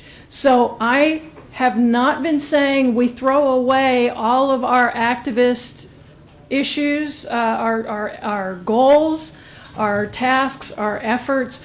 What I'm advocating is that when, for example, we wake people up to the ugly reality that John talked about, which is real, that we have something to give them to do that can actually, yes, part of it is to make you feel better, but what if it actually makes something happen? What's the harm in, while you're looking at the ugliness, while you're doing everything you can possibly do to change the ugliness, what's the harm in putting that carrot out there and seeing what you want to happen, what you want the reality to look like when you're all done with these efforts? I mean, those of you who have been here for a long time know that I have been in here talking about firing Congress. That's part of my taking action, that middle part, the see, do, and think. It's the do part. Going out and trying to, I worked with Occupy, I worked with No Labels, I worked with a bunch of different other groups to fire Congress, because I thought, let's fire them and then teach them that votes count more than money, and then get the money out of Congress, get the money out of elections, and then if they didn't do what we asked them to do in our little ransom letter that we would send the new guys, we'd fire them the next time around. Well, silly me, I didn't know that the elections are rigged. I didn't know we don't follow our own election laws in Texas. So now we're supporting what Laura Presley is doing to out the state of Texas for not following our election laws. We're trying to get people like that.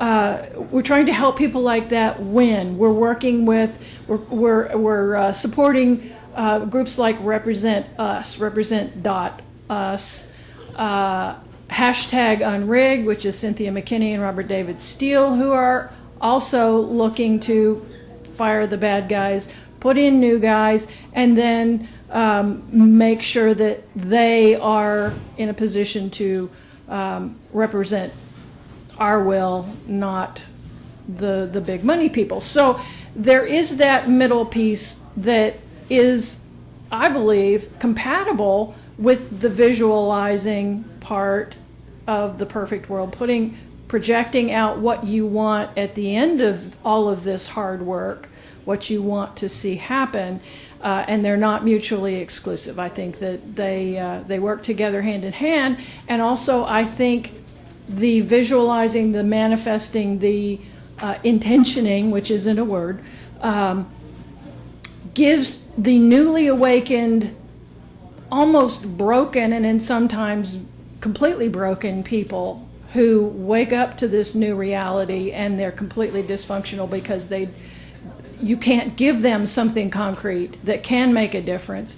You can give them this, and it's something to hold on to. It's not false hope. It's very real, but it gives them something to hold on to, and it gives them something to do to keep them going, and while they're looking for that thing that they can do, whether it's making our elections sound or fighting Big Pharma or whatever it happens to be. So I hope that you guys come away from this seeing that all of these pieces work together, and that we're not trying to create utopia, and I don't know how utopia got in here.